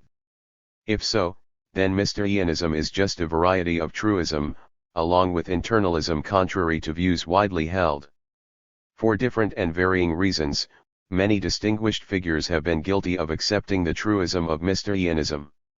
I suppose that one should include Bertrand Russell, 90 years ago, when he adopted the Humean view that the highest grade of certainty belongs to my own percepts, and we can then think of the constructions of the mind as efforts to make sense of what we perceive, whether the reflexive constructions of common sense understanding or the more considered and disciplined efforts of the sciences which show us that what is given in perception is a construct from external data and mental structure, matters discussed interestingly by C.I. Lewis shortly after. 6. As Hume put the matter, we must keep to the Newtonian philosophy, with a modest skepticism to a certain degree, and a fair confession of ignorance in subjects that exceed all human capacity, which for Hume includes virtually everything beyond appearances. We must refrain from disquisitions concerning their real nature and operations. It is the imagination, a kind of magical faculty in the soul, which is inexplicable by the utmost efforts of human understanding, that leads us to believe that we experience external continuing objects, including a mind or self. 7 Contrary to Dr. Johnson, G. E. Moore, and other estimable figures, his reasoning seems to me to merit respect. In a careful and informative study of Hume's appendix to the treatise, Galen Strawson argues, convincingly I think, that Hume finally came to realize that the difficulties he faces are far deeper. It is evident, Hume concluded, that there is a principle of connection between the different thoughts or ideas in the mind, a real connection, not one feigned by the imagination. But there is no place for such a really existing entity in his philosophy/psychology, so at the end his hopes vanished. His fundamental principles collapsed, irretrievably. One of the more poignant moments in the history of philosophy. 8.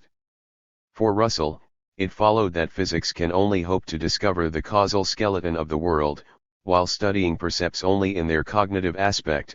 Their other aspects lie outside its purview, though we recognize their existence, at the highest grade of certainty in fact, whether or not we can find satisfactory explanations in our scientific endeavors. All of this seems to be thoroughgoing Mysterianism, perhaps modifying it by taking consciousness to be at the highest grade of certainty while everything else falls under problems, in part perhaps even mysteries for humans. That would include the quandaries regarded as the hard problems in the early days of modern science and philosophy, in the 17th and 18th centuries. The most troublesome of the hard problems in that era had to do with the nature of motion, of attraction and repulsion. The hard problems were never solved. Rather, they were abandoned, and regarded by the more perceptive observers, like Locke and Hume, as permanent mysteries, at least mysteries for humans, we might add. That was well understood at the time. Locke wrote that while we remain in incurable ignorance of what we desire to know about matter and its effects, and no science of bodies that provides true explanations is within our reach, he was convinced by the judicious Mr. Newton's incomparable book, that it is too bold a presumption to limit God's power, in this point, by my narrow conceptions. Though gravitation of matter to matter is inconceivable to me, nevertheless, as Newton demonstrated, we must recognize that it is within God's power to put into bodies, powers and ways of operations, above what can be derived from our idea of body, or can be explained by what we know of matter. And thanks to Newton's work, we know that he has done so. 9. Given Mysterian truisms, what is inconceivable to me is no criterion for what can exist. Dropping the theology, we can reformulate Locke's thoughts as holding that the natural world has properties that are mysteries for humans. Newton did not disagree. In his constant search for some way to avoid the absurd conclusion that objects interact at a distance, he speculated that God, who is everywhere, might be the immaterial agent underlying gravitational interactions. But he could go no further, since he refused to feign hypotheses beyond what can be experimentally established. Newton agreed with his most eminent critic Leibniz that interaction without contact is inconceivable, though he did not agree that it was an unreasonable occult property. In Leibniz's words. 10 Newton held that his principles were not occult, their causes only are occult. These causes might, he hoped, be accounted for in physical terms, meaning the terms of the mechanical philosophy or something like them. In the absence of that achievement, to derive general principles inductively from phenomena, Newton argued, and to tell us how the properties of actions of all corporeal things follow from those manifest principles, would be a very great step in philosophy, though the causes of these principles were not yet discovered. In his penetrating study of Newton as a philosopher, Andrew Jaeniak argues that Newton had independent reasons for rejecting interaction without contact. Newton's understanding of God's place within the physical world, Jaeniak observes, forms a metaphysical framework for his thinking in precisely the sense that it is not subject to revision through reflection on experience or through the development of physical science. And if divine distant action is possible, yielding action at a distance, then God's omnipotence need not be construed as Newton always construes it, in terms of divine omnipresence. Later Newtonians rejected the metaphysics, hence accepting action at a distance within theoretical constructions while disregarding the inconceivability of the conclusions about the world that troubled Newton's great contemporaries, and also Newton himself. Accordingly, the goals of scientific inquiry were implicitly restricted, from the kind of conceivability that was a criterion for true understanding in early modern science to something much narrower, intelligibility of theories about the world. This seems to me a step of considerable significance in the history of human thought and inquiry, more so than is generally recognized. It bears directly on the scope of Mysterianism in the broad sense. Locke went on to conclude that just as God added to matter such inconceivable properties as gravitational attraction, he might also have superadded to matter the capacity of thought. Replacing God by nature opens the topic to inquiry, a path that was pursued extensively in the years that followed, leading to the conclusion that thought is a property of certain forms of organized matter. 11 As Darwin restated the fairly common understanding, there is no need to regard thought, a secretion of the brain, as more wonderful than gravity, a property of matter. 12 Inconceivable to us, but that is a fact not about the external world but about our cognitive limitations. Some of the early modern understanding of these matters has been rediscovered in recent years, sometimes with a sense of wonderment, as when Francis Crick formulated his astonishing hypothesis that our mental and emotional states are in fact no more than the behavior of a vast assembly of nerve cells and their associated molecules. In the philosophical literature, this rediscovery has sometimes been regarded as a radical new idea in the study of mind. As Paul Chitchland puts it, citing John Searle, the new idea is the bold assertion that mental phenomena are entirely natural and caused by the neurophysiological activities of the brain. These proposals reiterate, in virtually the same words, formulations of centuries ago, after the traditional mind-body problem became unformulable with Newton's demolition of the only coherent notion of body, or physical, material, etc. For example, Joseph Priestley's conclusion that properties termed mental reduce to the organical structure of the brain, stated in different words by Locke, Darwin, and many others, and almost inescapable, it would seem, after the collapse of the mechanical philosophy that provided the foundations for early modern science. 13. The last decade of the 20th century was designated the decade of the brain. In introducing a collection of essays reviewing its results, neuroscientist Vernon Mountcastle formulated the guiding theme as the thesis of the new biology that things mental, indeed minds, are emergent properties of brains, though these emergence are produced by principles that we do not yet understand, again reiterating 18th century insights in virtually the same words. 14.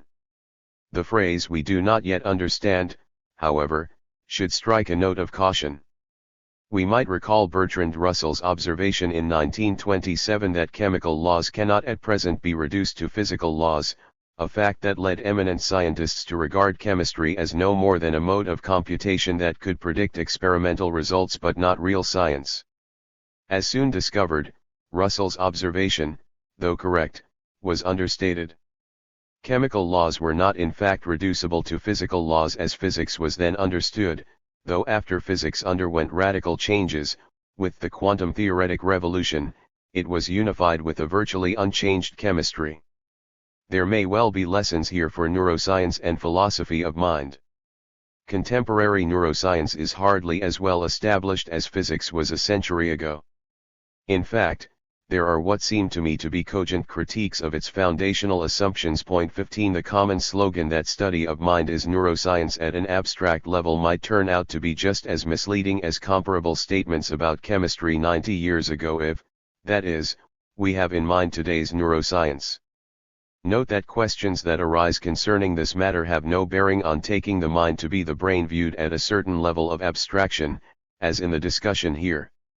Thomas Nagel, in recent work that has been highly controversial, writes that mind, I suspect, is not an inexplicable accident or a divine and anomalous gift but a basic aspect of nature that we will not understand until we transcend the built-in limits of contemporary scientific orthodoxy. 16 If that turns out to be true, it would not be much of a departure from the history of science, though his invocation of incredulity and common sense should, I think, go the way of similar concerns that were abandoned from the late 17th century, as the import of Newton's discoveries was assimilated and the goals of scientific inquiry implicitly and significantly restricted, as discussed earlier. In the light of these discoveries, and their implications, Hume wrote that Newton's greatest achievement was to draw the veil from some of the mysteries of nature, while also having restored nature's ultimate secrets to that obscurity, in which they ever did and ever will remain. 17 For humans at least. All a form of dedicated Mysterianism, for substantial reasons. As for consciousness, it entered modern philosophical discourse at about the same time. In his recent comprehensive scholarly study of this range of topics, Udo Thiel finds that the first English philosopher to make extensive use of the noun consciousness, with a philosophical meaning, was Ralph Cudworth, in the 1670s, though it was not until 50 years later that consciousness became an object of inquiry in its own right. 18 Subsequently consciousness was identified with thought, as it already had been by Descartes. And for some, like von Humboldt, thought was further identified with language, which provides the language of thought, ideas that can partially be reconstructed in contemporary terms, as I discussed in Chapter 1. In the modern period, identification of thought with consciousness reappears in various ways, for example, in Quine's thesis that rule following reduces either to fitting, as the planets fit Kepler's laws, or to guiding by conscious thought. Or in Searle's connection principle, holding that operations of the mind must be somehow accessible to conscious experience, an idea that is not easy to formulate coherently. Whether taken to be empirical claims or terminological stipulations, these doctrines rule out much of what has been discovered about rule following in language or perception, for example, the rule of structure dependence for language that I discussed in Chapter 1, and, more important, its basis, or what Donald Hoffman in his study of visual intelligence calls the rigidity rule, the rule that image projections are interpreted as projections of rigid motions in 3 dimensions, even with highly impoverished stimuli. 19. There is reason to believe that what reaches consciousness, even potentially, may well be just a scattered reflection of inaccessible mental processes, which interact intimately with the fragments that do sometimes reach consciousness. The now famous Libet experiments on decision-making provide some independent evidence about this matter, though it is a mistake, I think, to regard them as having some bearing on freedom of will. The same issues largely remain, including considerations of personal responsibility, if decisions are made without conscious awareness or deliberation, including issues of possible cognitive limitations, to which I will return. If it is true that fragments of mental processes that reach consciousness interact intimately with those that are inaccessible, as seems fairly clearly to be the case at least for use of language, then restriction of focus to conscious awareness, or accessibility to consciousness, may severely impede the development of a science of mind. These are topics of considerable interest, but there is no time to pursue them here. Instead, let us return to Mysterianism in the broad sense, not restricted to consciousness, taking it to be truism, as I think we should. We can consider various kinds of mysteries. Some are quite far-reaching, such as those I mentioned, perhaps permanent mysteries for humans. But before returning to these, it is worth considering others that are narrower, cases that might fall within our cognitive capacities and where there might in principle be relevant empirical evidence, though we cannot obtain it. Or cases where ethical considerations bar experiments that might answer questions we can sensibly pose. Thus a lot is known about the neurology of the human visual system thanks to invasive experiments on cats and monkeys, but we cannot learn about language this way. There is nothing homologous known in the animal world and relevant human experiments are barred, though perhaps some barriers might erode with new technology. One example might be evolution of cognition, in particular, what is called evolution of language, meaning evolution of the capacity for language, the language faculty. Languages change but do not evolve. Evolutionary biologist Richard Lewontin argued extensively years ago that we will learn virtually nothing about these matters. It might be interesting to know how cognition, whatever that is, arose and spread and changed, he concluded, but we cannot know. Tough luck. 20 Relevant evidence isn't available to us. The editors of the MIT Invitation to Cognitive Science, in which he published these conclusions, found them persuasive, as I do, though his analysis, largely ignored, has not impeded the growth of a huge literature of what Lewontin calls storytelling, particularly in the case of language. The storytelling typically proceeds without even spelling out the essential nature of the phenotype, a prerequisite to any serious evolutionary inquiry.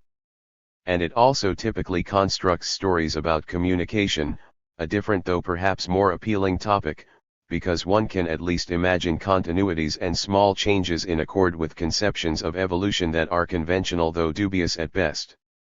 A recent technical paper reviews what has been done since Lewontin's strictures, pretty much reaffirming them plausibly I think, but then I am one of the authors. Point 21. With regard to language origins, we know of one fact with considerable confidence and have another plausible surmise. The fact is that there has been no detectable evolution since our ancestors left Africa, perhaps 50,000 to 80,000 years ago. The same appears to be true of cognitive capacity more generally. The plausible surmise is Tattersall's, which I quoted in Chapter 1, roughly 50,000 to 100,000 years before that, there is little reason to suppose that language existed at all. An account of the origin of human language will have to respect the fact and at least attend to the surmise. It will have to provide some credible proposal as to the origin of what I called the basic property. There is none, to my knowledge, apart from what I mentioned in Chapter 1, generally regarded as heretical, or worse. There are also further tasks. One is to account for the variety of languages, for the range of options permitted by the evolved language faculty. Particularly in the past 30 years, that has become a rich and illuminating study of permissible parameters of variation which themselves pose evolutionary problems. A still more challenging problem is to account for the origins of the atoms of computation for the basic property. Here too there is extensive literature, but of questionable value, since it also rarely attends to the phenotype, the nature of meaning in human language. Investigation I think undermines some conventional doctrines and raises serious questions about evolution and acquisition. The atoms of computation, call them atomic concepts, are word-like objects but not words. Words are constructed by the ancillary process of externalization, which does not feed the systems of thought, if the account I discussed in Chapter 1 is correct. The atoms are sometimes called lexical items, but that is not quite right either. The atoms of the syntactic computations that reach the conceptual intensional interface do not have phonological properties, as lexical items do. These are assigned as an early step of externalization and are arbitrary, in the familiar Saussurean sense. Furthermore, as is now known, sound is only one possible modality for externalization. More significantly, the atomic concepts for human language and thought seem to be quite different from anything found in systems of animal communication. The latter, it appears, are linked directly to entities that are extramental and can be identified independently of any consideration of the symbolic system itself. A vervet monkey, for example, has a number of calls. One is associated with fluttering of leaves, taken as a sign that a predator may be coming. Another might be associated with some hormonal change, I'm hungry. This appears to be general and is quite different from human language, where even the simplest elements lack this property, contrary to a conventional referentialist doctrine holding that there is a direct relation between words and extramental entities, as illustrated in the titles of such standard works as Quine's Word and Object and Roger Brown's Words and Things, and an extensive literature. Returning to Cartesian reflections on mind, animal signaling appears to be caused by circumstances, internal and external, while for humans, appropriate production of words and more complex expressions is at most incited or inclined. Furthermore, the associations for animal symbol systems are of a kind quite different from anything in human language. In this respect, Darwin's characterization of the uniqueness of human language, which I quoted in Chapter 1, has to be modified beyond what he could have anticipated.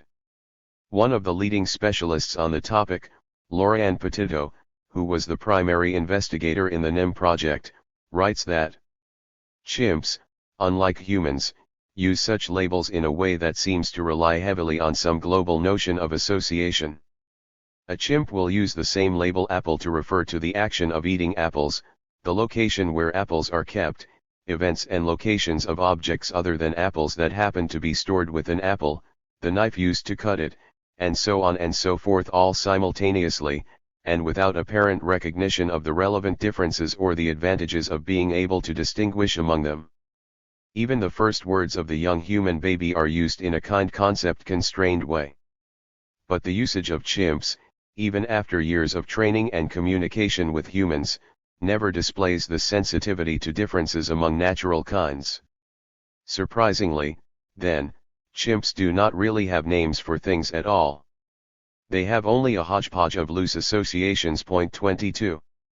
Human language is radically different, except in one respect: it also doesn't have names for things, though for different reasons. The atomic concepts of human language do not pick out entities of the extramental world.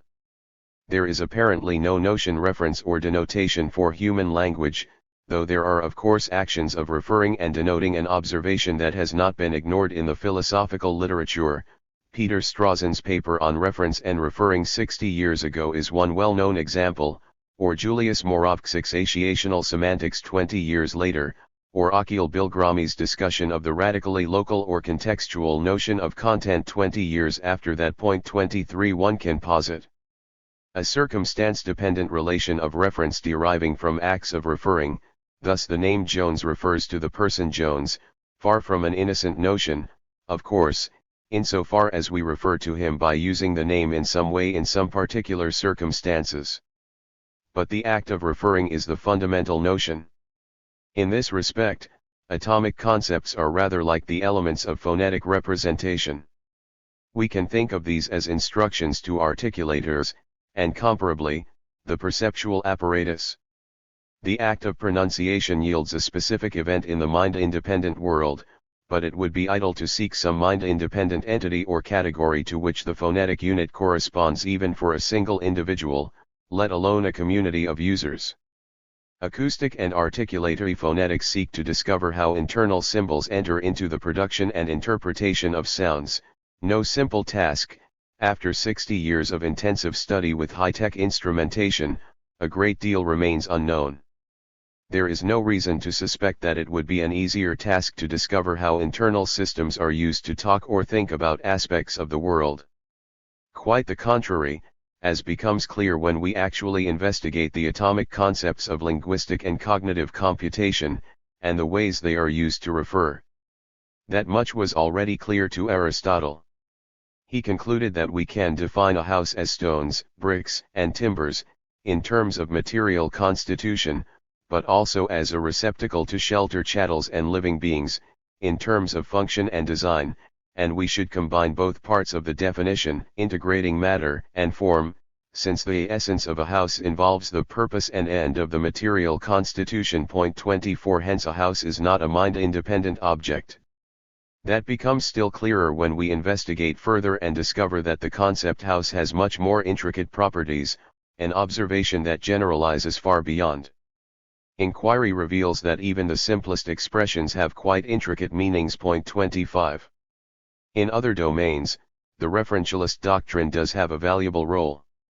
In metamathematics, for example, and in the sciences, where the doctrine is taken to be a guiding norm. In devising technical notions like electron and phoneme, researchers hope to be identifying entities that exist in the world. But none of this should be confused with human language. Further confusions can arise if these different systems are intermingled. Thus chemists freely use the term water in informal discourse but not in the sense of the word of natural language, which also violates the referentialist doctrine. Note that Aristotle was defining the entity house, not the word house. For him, it was a matter of metaphysics. The entity is a combination of matter and form. In the course of the cognitive revolution of the 17th century, the general point of view shifted toward seeking the innate cognoscitive powers that enter into our understanding of experience. Summarizing many years of discussion of such topics, Hume concluded that the identity we ascribe to minds, vegetables, animal bodies, and other entities is only a fictitious one established by the imagination upon like objects, not a peculiar nature belonging to this form. 26. One illustration of the deficiencies of the referentialist doctrine is the concept person, intensively studied since the classical era, particularly since the 17th century. Thus when one says that the name Jones denotes its bearer, what exactly is the bearer? It cannot simply be the material body. As Locke observes, there is no absurdity in thinking that the same person might have two different bodies. If the same consciousness can be transferred from one thinking substance to another, it will be possible that two thinking substances may make up one person. And there are many other complications. Personal identity thus consists, at least, in some kind of identity of consciousness, in psychic continuity. Locke adds that the term person, or self or soul, is, furthermore, a forensic term appropriating actions and their merit, and so belongs only to intelligent agents, capable of a law and happiness and misery. 27. There is no time here to discuss the rich and perceptive inquiries on the topic, reviewed recently in the work by Udo Thiel that I mentioned earlier. It may however be useful to add a few reminders on the interesting legal history of personhood as a forensic concept. The Fifth Amendment to the American Constitution guarantees the rights of persons, crucially, that they shall not be deprived of life, liberty, or property, without due process of law, provisions that trace back to Magna Carta. But the concept person was sharply circumscribed. It plainly did not include Native Americans or slaves. Or women. Under British common law, taken over by the colonies, women were basically property, of their father, handed over to their husbands.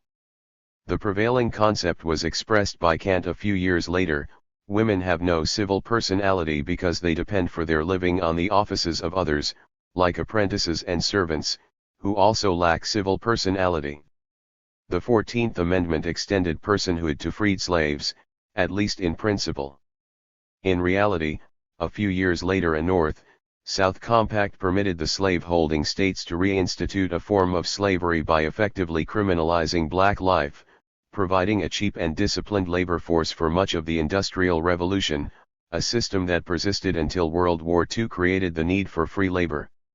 The ugly history is being reenacted under the vicious drug war of the past generation, since Ronald Reagan. As for women, it was not until 1975 that the Supreme Court recognized women to be peers, with the guaranteed right to serve on federal juries, hence advancing to the category of full personhood. Recent court decisions extend the right of personhood that had already granted to corporations, while excluding undocumented aliens from the category. 28 It would be no great surprise if chimpanzees are granted the rights of persons before undocumented immigrants are. In brief, understanding person to be a forensic term has many complex and troublesome human consequences. Returning to language and atomic concepts, recent studies of acquisition, particularly by Lila Gleitman and her associates, have shown that meanings of even the most elementary linguistic expressions are acquired from very restricted evidence, and very rapidly during the early years of life, even under severe sensory constraints. It is difficult to see how one can avoid the conclusion that these intricate structures depend on innate cognoscitive powers of the kinds explored in interesting ways in the first cognitive revolution of the 17th century. Intricacies mount rapidly when we proceed beyond the simple elements used to refer, reinforcing the conclusion that innate properties of the mind play a critical role in their acquisition and use. Such considerations seem impossible to reconcile with familiar views of language acquisition as based on Ausensein, instruction, and habit formation, or with what Dagfinn Follistal, in his penetrating study of Quine's theory of meaning, calls the thesis. The meaning of a linguistic expression is the joint product of all the evidence that helps learners and users of the language determine that meaning. 29 In an appreciative comment, Quine endorses Follistal's interpretation but with a crucial modification, stating that what matters is just that linguistic meaning is a function of observable behavior in observable circumstances. The qualification, however, leaves a very weak thesis, one that would be true no matter how rich the crucial innate endowment and how impoverished the data, as long at least some stimuli are necessary, just as the mature visual system is a function of visual input. If conclusions of the kind just mentioned do indeed generalize, as appears to be the case, then it would follow that natural language has no referential semantics in the sense of relations between symbols and mind-independent entities. Rather, it has syntax, internal symbol manipulation, and pragmatics, modes of use of language. Formal semantics, including model theoretic semantics, falls under syntax in this categorization.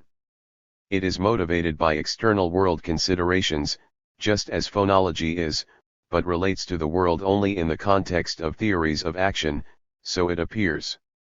Considerations of this nature pose very serious problems for any potential theory of the origin of language.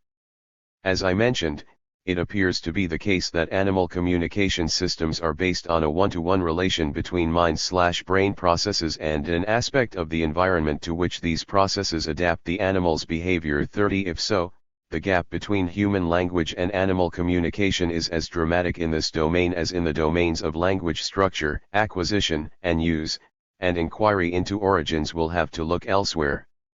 Let's turn briefly to the objects to which a speaker refers. We have to ask what qualifies. Quine was concerned with this topic. He observed that in some cases a noun phrase may not be a compelling candidate on the surface, anyway, for thinghood, as Daniel Dennett put the matter recently in discussing the issues Quine raised. We say for Pete's sake or for the sake of, but don't expect to answer thing-related questions about sakes or about Pete, for example, how many sakes are there, or how tall is Pete? Similarly, Dennett observes, Paris and London plainly exist, but do the miles that separate them also exist? Quine's answer, Dennett writes, is that a noun phrase of this kind is defective, and its putative reference need not be taken seriously from an ontological point of view. 31. Often there is direct linguistic evidence of deficiency of thinghood. Consider the nouns flaw and fly. In some constructions, they function in similar ways. There is a fly in the bottle / a flaw in the argument, there is believed to be a fly in the bottle / a flaw in the argument. In others not, there is a fly believed to be in the bottle / a flaw believed to be in the argument, a fly is in the bottle / a flaw is in the argument, indicating deviance. Some constructions carry a kind of existential import that is lacking in others, even those with explicit existential expressions, a matter that falls within an explanatory framework with a variety of consequences, discussed elsewhere. 32. There do seem to be distinctions among candidates for thinghood, but questions soon arise. Presumably at least the word thing should be a compelling candidate for thinghood. But what are the identity conditions for things, and how many are there? Suppose we see some branches strewn on the ground. If they fell from a tree after a storm, they are not a thing. But if they were carefully placed there by an artist as a work of conceptual art, perhaps given a name, then the construction is a thing, and might win an award. A little thought will show that many complex factors determine whether some part of the world constitutes a thing, including human intention and design, Aristotelian form, which are not properties that can be detected by study of the mind-independent world. If thing does not qualify for thinghood independently of mind-dependent circumstances, then what does? What about Dennett's examples Paris and London? We can refer to them, as if I were to say that I visited London the year before it was destroyed by a great fire and then rebuilt with entirely different materials and design 50 miles up the Thames, where I intend to revisit it next year. Evidently, the extramental world does not contain an entity with such properties, an entity that a physicist could in principle discover.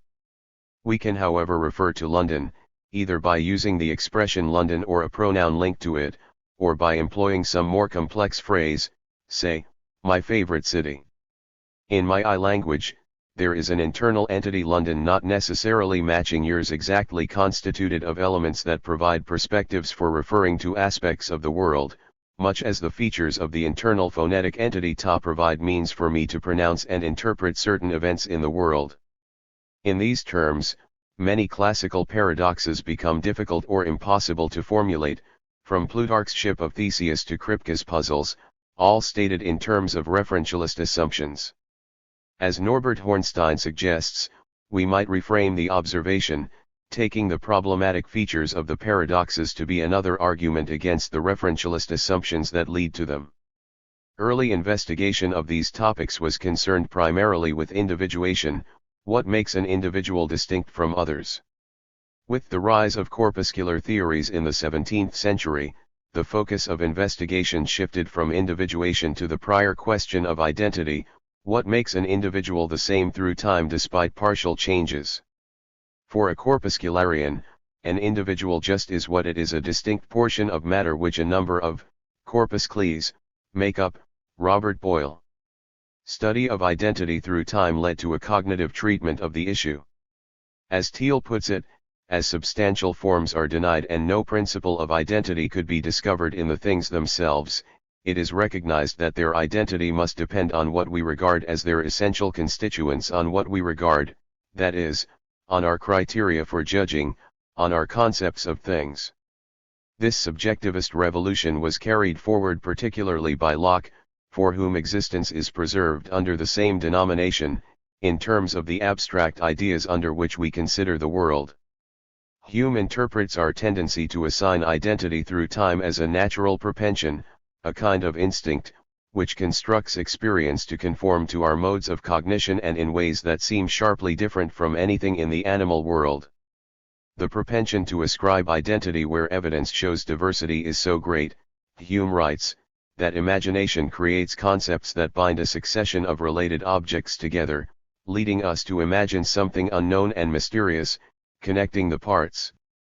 Hence ascription of identity is a construction of the imagination, and the factors that enter into constructing these fictions become a topic of cognitive science, though Hume might have demurred if the imagination is indeed, as he thought, a kind of magical faculty that is inexplicable by the utmost efforts of human understanding. 33 Hence yet another mystery for humans. In these terms, it should also be possible to reinterpret the rich and illuminating record of thinking about the nature of the soul, though now divorced of the theological conditions, like resurrection, and from the metaphysical framework of earlier years. These are all matters that seem to me to deserve considerably more attention and concern than they have received. In particular, they pose very serious problems for the study of acquisition and origin of language, perhaps unsolvable ones in the latter case, for Lewontin's reasons. These early modern reflections on the origins of knowledge led to a much more fundamental form of Mysterianism, the kind I have been sampling briefly. For Locke and Hume, it follows from epistemological considerations that the limits of our understanding are very narrow. Jaignac observes that Newton regarded such global skepticism as irrelevant. He takes the possibility of our knowledge of nature for granted. Hence the primary epistemic questions confronting us are raised by physical theory itself. That would exclude the skeptical stance of Locke and Hume. They, however, took quite seriously the new science-based Mysterianism that arose from Newton's demolition of the mechanical philosophy, which had provided the very criterion of intelligibility for the scientific revolution of the 17th century, based on the conception of the world as an elaborate machine. Galileo insisted that theories are intelligible only under a very restrictive condition, only if we can duplicate their posits by means of appropriate artificial devices, a conception that was maintained by Descartes, Leibniz, Huygens, Newton, and other great figures of the scientific revolution. Accordingly, Newton's discoveries left the world unintelligible when his theological assumptions were dismissed. The solution reached, as mentioned earlier, was to lower the goals of science, abandoning the search for intelligibility of the world in favor of something much weaker, theories that are intelligible to us whether or not what they posit is intelligible. It was then quite natural for Bertrand Russell to dismiss the very idea of an intelligible world as absurd, no longer a reasonable goal for scientific inquiry. There is no contradiction in supposing that we might be able to probe the limits of human understanding and try to sharpen the boundary between problems and mysteries. For humans, 34 experimental inquiry might be able to determine the limits on admissible hypotheses that Peirce discussed, both those that enter into common sense understanding and those that constitute what might be called our science-forming capacity, Peirce's specific interest, which might well have different properties, A matter that is contested in cognitive psychology. 35 One approach would be to take seriously the concerns of the great figures of the early scientific revolution and the Enlightenment, what they found inconceivable, and particularly their reasons. The mechanical philosophy itself has a claim to be an approximation to common sense understanding of the world. Despite much sophisticated commentary, it is also hard to escape the force of Descartes' conviction that free will is the noblest thing we have, that there is nothing we comprehend more evidently and more perfectly, and that it would be absurd to doubt something that we comprehend intimately, and experience within ourselves merely because it is by its nature incomprehensible to us, if indeed we do not have intelligence enough to understand the workings of mind, as he speculated. 36 Concepts of determinacy and randomness fall within our intellectual grasp, but if free actions of men that are undetermined cannot be accommodated in these terms, that could turn out to be a matter of cognitive limitations which would not preclude an intelligible theory of such actions, far as this is from today's scientific understanding. While the list of Mr. Ians is long and distinguished, their stance appears to contrast with the exuberant thesis that the early scientific revolution and the Enlightenment provided humans with limitless explanatory power, exhibited in the rapid development of modern science. One outstanding figure who espoused this view was David Hilbert. In his final lecture in 1930, not long before the Nazi plague destroyed the Hilbert Circle in Göttingen, he recalled the magnificent manner of thinking and of the world view that shines forth in the words of the great mathematician Carl Gustav Jacob Jacobi, who admonished Joseph Fourier for holding that the goal of mathematics was to explain natural phenomena. Rather, Hilbert urged, the sole aim of all science is the honor of the human spirit, and so a problem of pure number theory is every bit as valuable as a problem with practical applications. Whoever grasps this manner of thinking, Hilbert continued, will realize that there is no ignorabimus, either in mathematics or in natural science. There are absolutely no unsolvable problems. Instead of the foolish ignorabimus, our answer is on the contrary, we must know, we shall know, words that were engraved on Hilbert's tombstone. 37 The prediction did not fare too well in mathematics, as Kurt Gödel soon demonstrated to the shock of the mathematical world. And despite the nobility of the thought, the argument has little force for the natural sciences. Recently, physicist David Deutsch wrote that potential progress is unbounded, as a result of the great achievement of the Enlightenment and early modern science, directing inquiry to the quest for good explanations, along Popperian lines. As David Albert expounds his thesis, with the introduction of that particular habit of concocting and evaluating new hypotheses, there was a sense in which we could do anything. The capacities of a community that has mastered that method to survive, and to learn, and to remake the world according to its inclinations, are, in the long run, literally, mathematically, infinite. 38. The quest for better explanations may well indeed be infinite, but infinite is of course not the same as limitless. English is infinite but doesn't include Greek. The integers are an infinite set but do not include the reals. I cannot discern an argument that addresses the range of Mysterian concerns and conclusions. The basic assumptions trace back at least to Peirce, who did however offer an argument, one related to Albert's observation about mastering the method to survive. Peirce proposed that the abductive instinct that establishes admissible hypotheses and allows us to choose among them developed through natural selection. Variants that yielded truths about the world provided a selectional advantage and were retained during descent with modification, while others fell away. That belief, however, is completely unsustainable. On the contrary, the theory of evolution places humans firmly within the natural world, taking humans to be biological organisms, much like others, hence with capacities that have scope and limits, including the cognitive domain. Those who accept modern biology should therefore be Mr. Ians. 39.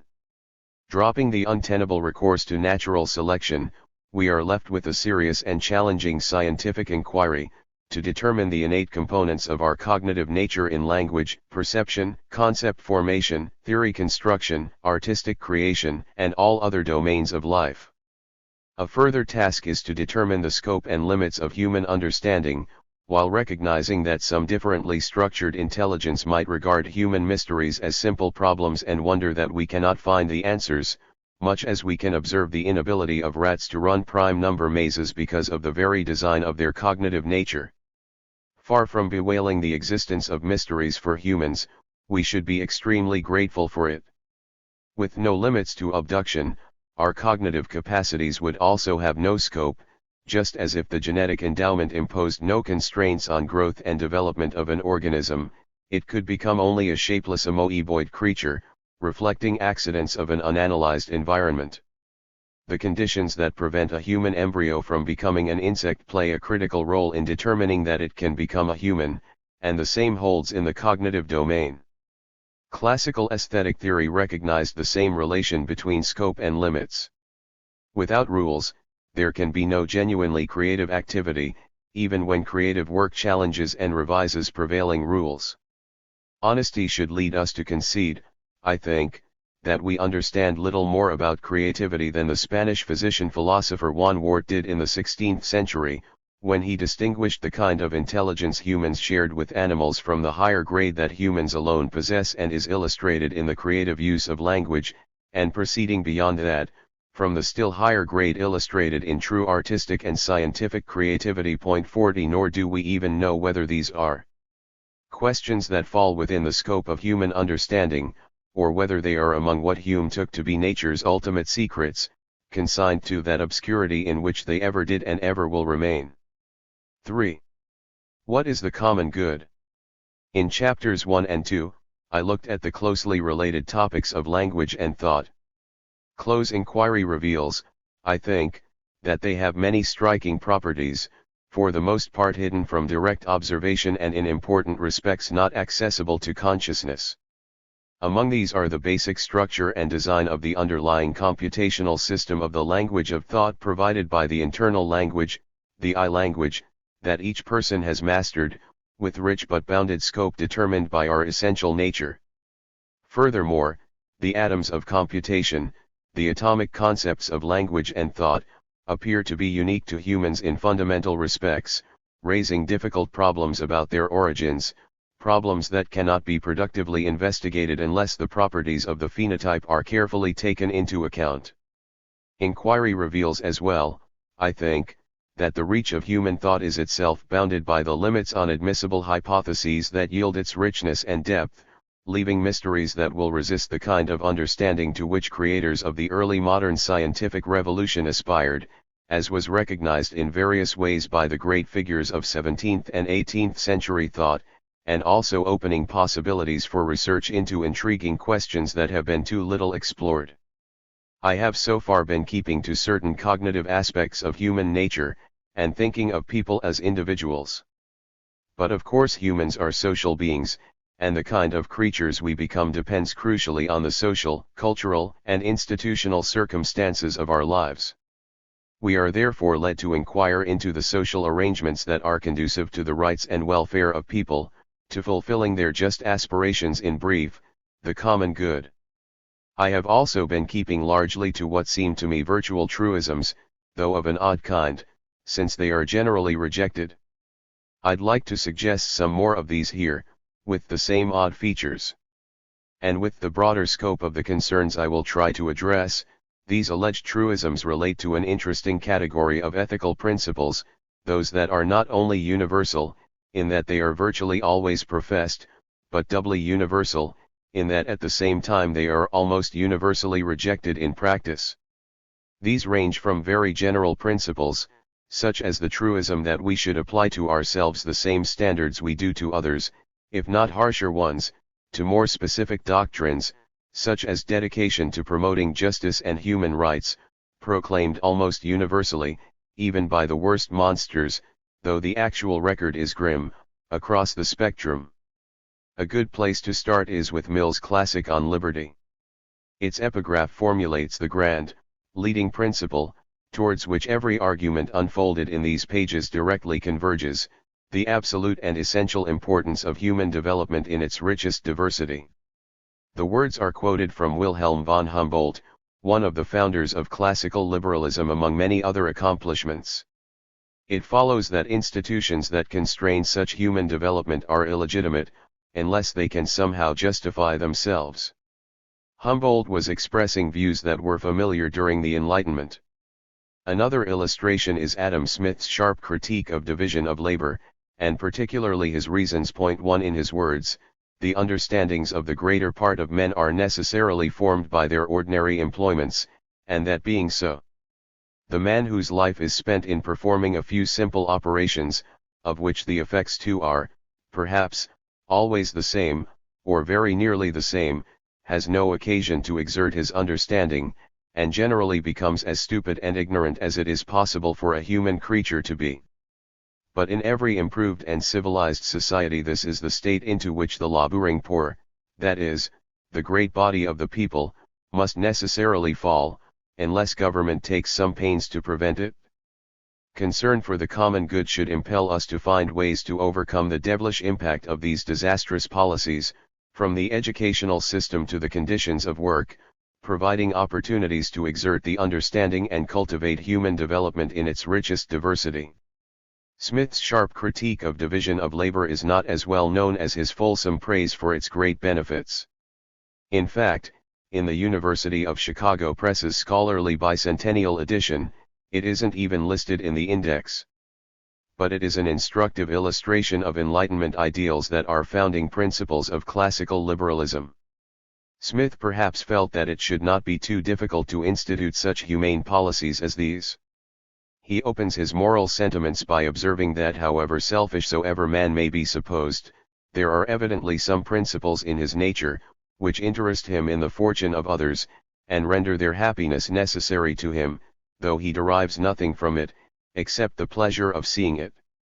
Despite the power of the vile maxim of the masters of mankind, all for ourselves, and nothing for other people, the more benign original passions of human nature might compensate for that pathology. Point 2. Classical liberalism was wrecked on the shoals of capitalism, but its humanistic commitments and aspirations did not die. In the modern period, similar ideas are reiterated, for example, by an important political thinker who described what he called a definite trend in the historic development of mankind, which strives for the free unhindered unfolding of all the individual and social forces in life. The author was Rudolf Rocker, a leading 20th-century anarchist thinker and activist. Point 3 He was outlining an anarchist tradition culminating in his view in anarcho-syndicalism in European terms, a variety of libertarian socialism. These ideas, he held, do not depict a fixed, self-enclosed social system with a definite answer to all the multifarious questions and problems of human life, but rather a trend in human development that strives to attain Enlightenment ideals. The terms of political discourse are hardly models of precision. Considering the way the terms are used, it is next to impossible to give meaningful answers to such questions as what is socialism, or capitalism, or free markets, or others in common usage. That is even truer of the term anarchism. It has been subject to widely varied use, and outright abuse both by bitter enemies and those who hold its banner high, so much so that it resists any straightforward characterization.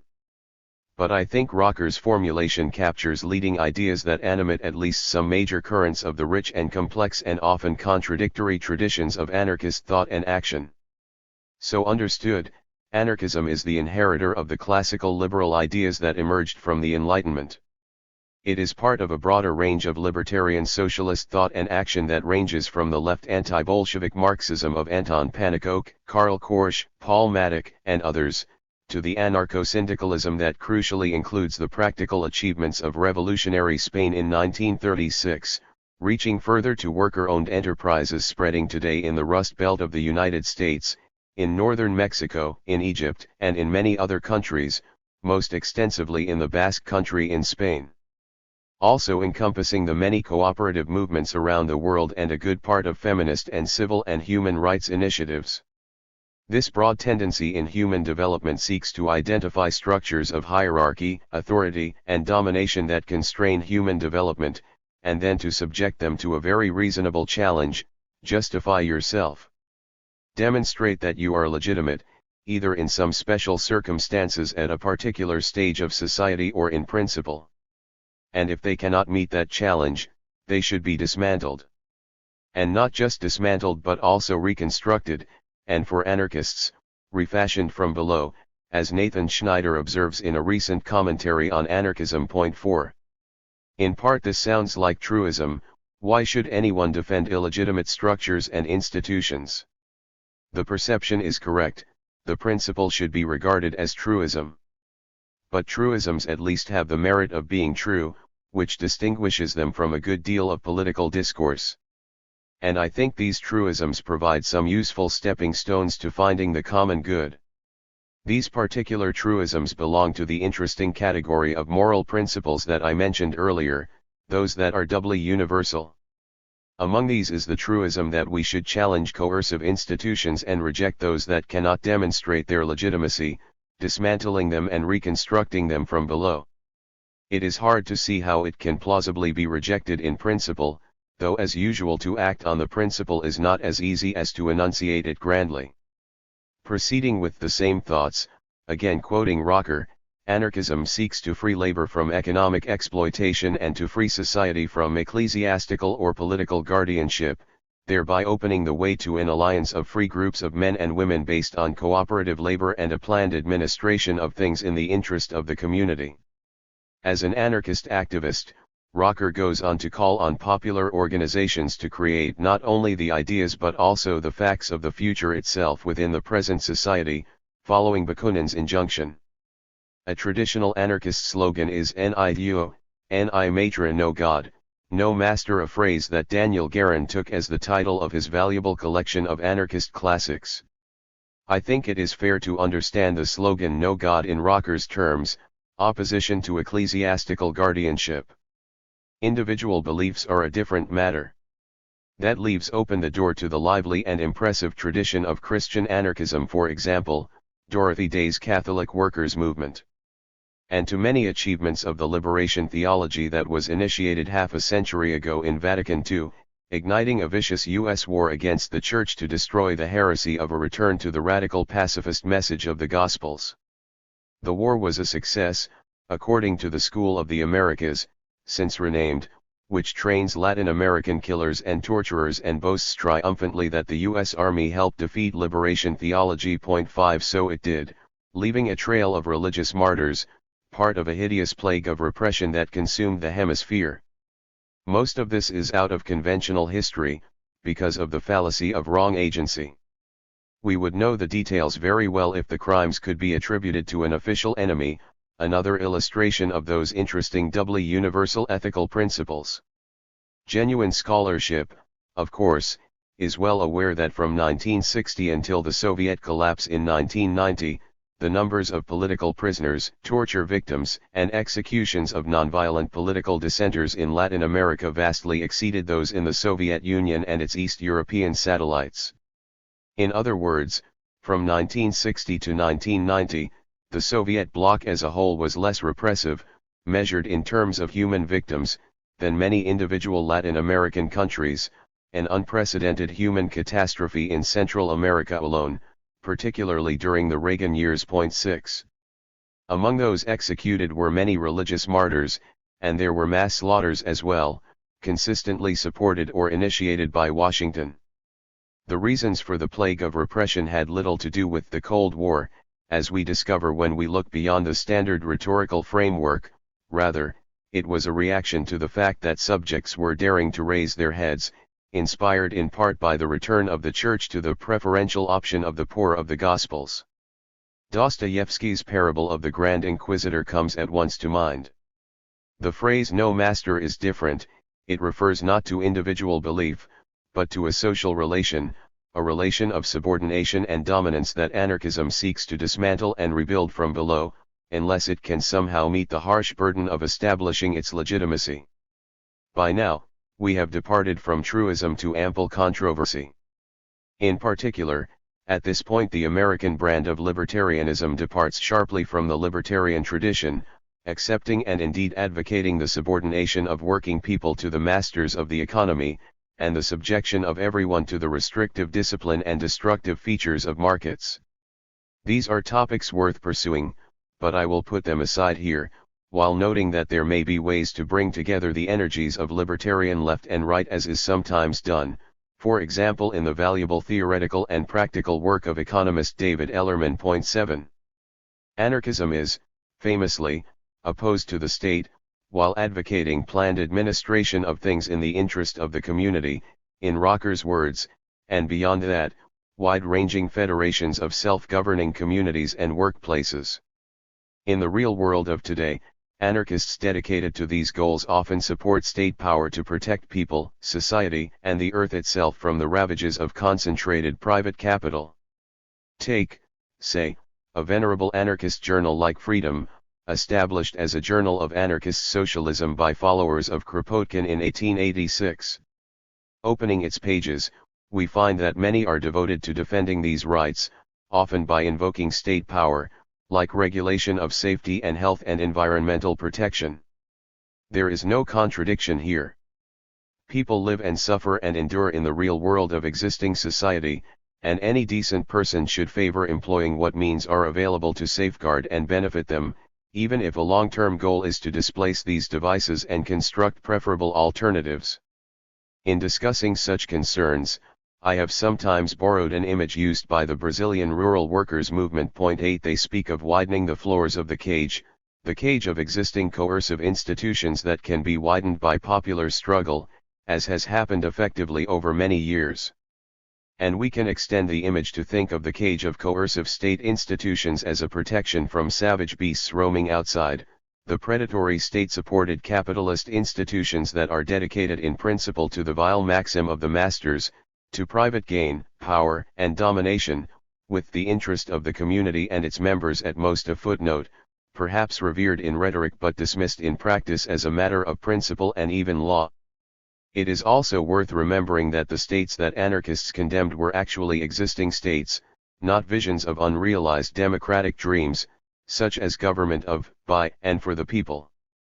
They bitterly opposed the rule of what Bakunin called the red bureaucracy, which he predicted, all too accurately, would be among the most savage of human creations. And they also opposed parliamentary systems that are instruments of class rule, the contemporary United States, for example. Some of the most respected work in academic political science compares attitudes and policy, the latter evident, the former accessible in careful polling that yields fairly consistent results. The most detailed current work reveals that the majority of the population is effectively disenfranchised. Point 9. About 70%, at the lower end of the wealth/income scale, have no influence on policy. As we move up the scale, influence slowly increases, and at the very top we reach those who pretty much determine policy, by means that are not obscure. The resulting system is not democracy but plutocracy. Recognition of the fact is so deeply internalized that it becomes virtually invisible, sometimes in remarkable ways. Consider healthcare, which for years has ranked high among concerns of Americans. And for good reasons. The healthcare system is a scandal. It has about twice the per capita costs of the healthcare systems of OECD countries, along with relatively poor outcomes, and is a tremendous drain on the economy. It is also the only system that is largely privatized and unregulated. The facts are noted in instructive ways. A review of the healthcare fiasco in the New York Times observes that the United States is fundamentally handicapped in its quest for cheaper healthcare. All other developed countries rely on a large degree of direct government intervention, negotiation or rate setting to achieve lower-priced medical treatment for all citizens. That is not politically acceptable here. An expert is quoted as tracing the complexity of the Affordable Care Act to the political need in the U.S. to rely on the private market to provide health care access. One consequence is Kafkaesque bills because even Medicare is not allowed to negotiate drug prices for its tens of millions of beneficiaries. The problem of political impossibility has been noted before. Thus in the 2004 presidential campaign, the New York Times reported, candidate John Kerry took pains to say that his plan for expanding access to health insurance would not create a new government program, because there is so little political support for government intervention in the healthcare market in the United States. 10. Why is government intervention, even negotiation to set drug prices, not politically acceptable here? Why does it have so little political support? As polls have made clear for years, that is not because of public opinion. Quite the contrary. Thus 85% of the public favor allowing the federal government to negotiate with drug companies to try to get lower drug prices for seniors. When President Obama abandoned a public option, it had about 60% popular support. In past years, there has been very high public support for a national health plan of the kind familiar in developed countries, sometimes poorer ones as well. Support has been so high that in the late Reagan years, more than 70% of the public thought health care should be a constitutional guarantee, while 40% thought it already was. 11. The tacit understanding is that political support means support by the pharmaceutical corporations and financial institutions. They determine what is politically acceptable. In short, plutocracy, rising to the level of virtual necessary truth. Or perhaps, a little more kindly, it is what British legal scholar Conor Geardy calls neo-democracy, a partner of neoliberalism, a system in which liberty is enjoyed by the few and security in its fullest sense is available only to the elite, but within a system of more general formal rights. 12. It is a society that is free in the Hobbesian sense that a person is not hindered to do what he has a will to do, and if I choose not to do something merely because I dread the consequences, this does not mean that I am not free to do it, it merely means that I do not want to, that is, I am still free, so Hobbes explains. If the choice is starvation or servitude, and nothing hinders the choice, then we are free, it is merely that we do not choose starvation, dreading the consequences. In contrast, a truly democratic system would seek to achieve the Humboldtian ideal. It might well have the character of an alliance of free groups of men and women based on cooperative labor and a planned administration of things in the interest of the community, quoting Rocker again. In fact, that is not so remote from at least one version of the democratic ideal. One version. I will return to others. Take, for example, John Dewey, whose major social and political concerns were democracy and education. No one took Dewey to be an anarchist. But consider his ideas. Point 13. In his conception of democracy, illegitimate structures of coercion must be dismantled. That includes, crucially, domination by business for private profit through private control of banking, land, industry, reinforced by command of the press, press agents, and other means of publicity and propaganda. He recognized that power today resides in control of the means of production, exchange, publicity, transportation, and communication. Whoever owns them rules the life of the country, even if democratic forms remain. Until those institutions are in the hands of the public, politics will remain the shadow cast on society by big business, much as we see today.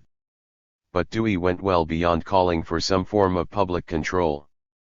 In a free and democratic society, he wrote, workers should be the masters of their own industrial fate, not tools rented by employers, nor directed by state authorities.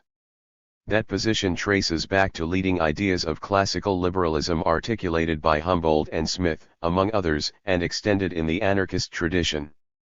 Turning to education, Dewey held that it is illiberal and immoral to train children to work not freely and intelligently, but for the sake of the work earned to achieve test scores, for example, in which case their activity is not free because not freely participated in. To use imagery dating from the Enlightenment, education should not be a matter of pouring water into a vessel, and a very leaky vessel as we have all experienced, but rather, to borrow from von Humboldt again, it should be conceived as laying out a string along which learners proceed in their own ways, exercising and improving their creative capacities and imaginations, and experiencing the joy of discovery. Under these conceptions, in Dewey's words, industry must be changed from a feudalistic to a democratic social order, and educational practice should be designed to encourage creativity, exploration, independence, cooperative work, much the opposite of what is happening today. These ideas lead very naturally to a vision of society based on workers' control of productive institutions, as envisioned by 19th-century thinkers, notably Marx but also less familiar John Stuart Mill, who held that the form of association, however, which if mankind continue to improve, must be expected to predominate is, the association of the laborers themselves on terms of equality, collectively owning the capital with which they carry on their operations, and working under managers electable and removable by themselves. 14. These should further be linked to community control within a framework of free association and federal organization, in the general style of a range of thought that includes, along with many anarchists, G.D.H. Cole's Guild Socialism and left anti-Bolshevik Marxism, and such current developments as the participatory economics and politics of Michael Albert, Robin Hahnel, Stephen Shalom, and others. Along with important work in theory and practice by the late Seymour Melman and his associates, and Gar Alperovitz's valuable recent contributions on the growth of worker-owned enterprise and cooperatives in the U.S. Rust Belt and elsewhere. Dewey was a figure of the American mainstream. And, in fact, such ideas are deeply rooted in the American tradition. Pursuing them, we enter into the terrain of inspiring and often bitter struggle since the dawn of the Industrial Revolution in the mid-19th century. The first serious scholarly study of the industrial worker in those years was by Norman Ware more than 90 years ago, still very much worth reading. 15. He reviews the hideous working conditions imposed on formerly independent craftsmen and farmers, as well as the factory girls, young women from the farms working in the textile mills around Boston. But he focuses attention primarily on the degradation suffered by the industrial worker, the loss of status and independence, which could not be cancelled even when there was material improvement. And on the radical capitalist social revolution in which sovereignty in economic affairs passed from the community as a whole into the keeping of a special class of masters, often remote from production, a group alien to the producers. Ware shows that for every protest against machine industry, there can be found 100 against the new power of capitalist production and its discipline.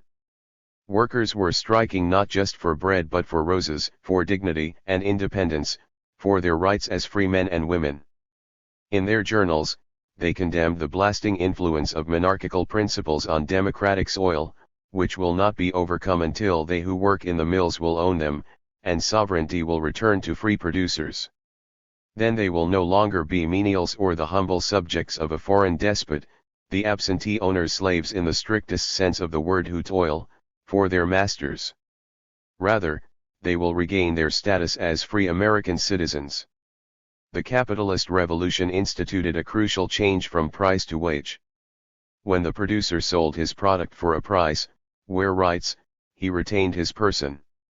But when he came to sell his labor, he sold himself and lost his dignity as a person as he became a slave, a wage slave, the term commonly used.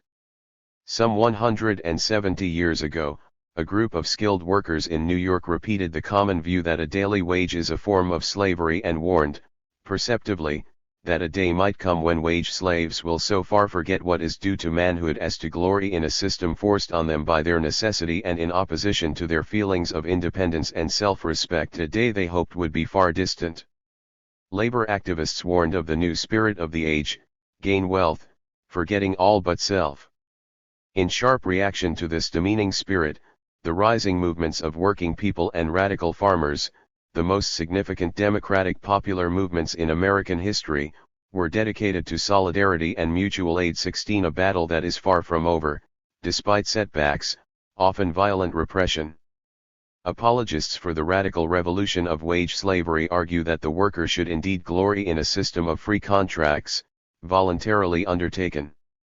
To them, Shelley had a response 2 centuries ago, in his great poem Mask of Anarchy, written after the Peterloo massacre, when British cavalry brutally attacked a peaceful gathering of tens of thousands calling for parliamentary reform. We know what slavery is, Shelley wrote. 'Tis to work and have such pay as just keeps life from day to day in your limbs, as in a cell. For the tyrants used to dwell. 'Tis to be slave in soul, and to hold no strong control over your own wills, but be all that others make of yet. The artisans and factory girls who struggled for dignity and independence and freedom might well have known Shelley's words. Observers noted that they had good libraries and were acquainted with standard works of English literature. Before mechanization and the wage system undermined independence and culture, Ware writes, a workshop would be a lyceum. Journeymen would hire boys to read to them while they worked. Their workplaces were social businesses, with many opportunities for reading, discussion, and mutual improvement. Along with the factory girls, they bitterly complained of the attack on their culture. The same was true in England, a matter discussed in Jonathan Rose's monumental study of the reading habits of the working class of the day. 17 He contrasts the passionate pursuit of knowledge by proletarian autodidacts with the pervasive Philistinism of the British aristocracy. I am old enough to remember residues among working people in New York, who were immersed in the high culture of the day during the depths of the Great Depression. I mentioned that Dewey and American workers held one version of democracy, with strong libertarian elements. But the dominant version has been a very different one. Its most instructive expression is at the progressive end of the mainstream intellectual spectrum, among good Wilson F. D. R. Kennedy liberal intellectuals. Here are a few representative quotes. The public are ignorant and meddlesome outsiders who must be put in their place. Decisions must be in hands of the intelligent minority of responsible men, who must be protected from the trampling and roar of the bewildered herd. The herd does have a function. Its task is to lend its weight every few years to a choice among the responsible men, but apart from that its function is to be spectators, not participants in action. All for their own good. We should not succumb to democratic dogmatisms about men being the best judges of their own interests. They are not. We are, the responsible men. Therefore attitudes and opinions must be shaped and controlled. We must regiment the minds of men the way an army regiments their bodies. In particular, we must introduce better discipline into the institutions responsible for the indoctrination of the young. If that is achieved, then it will be possible to avoid such dangerous periods as the 1960s, the time of troubles in conventional elite discourse.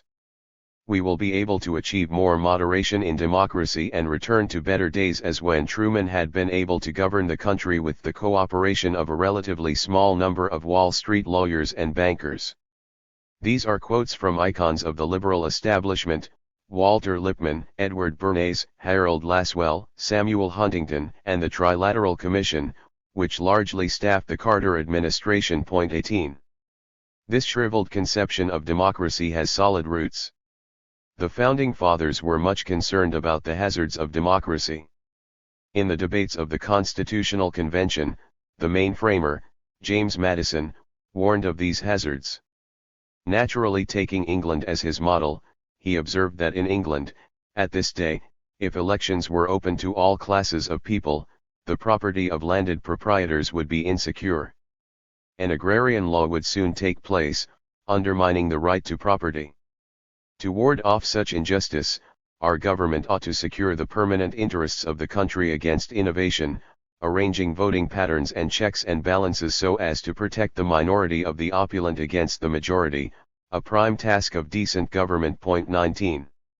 The threat of democracy took on still larger proportions because of the likely increase in the proportion of those who will labor under all the hardships of life, and secretly sigh for a more equal distribution of its blessings, as Madison anticipated.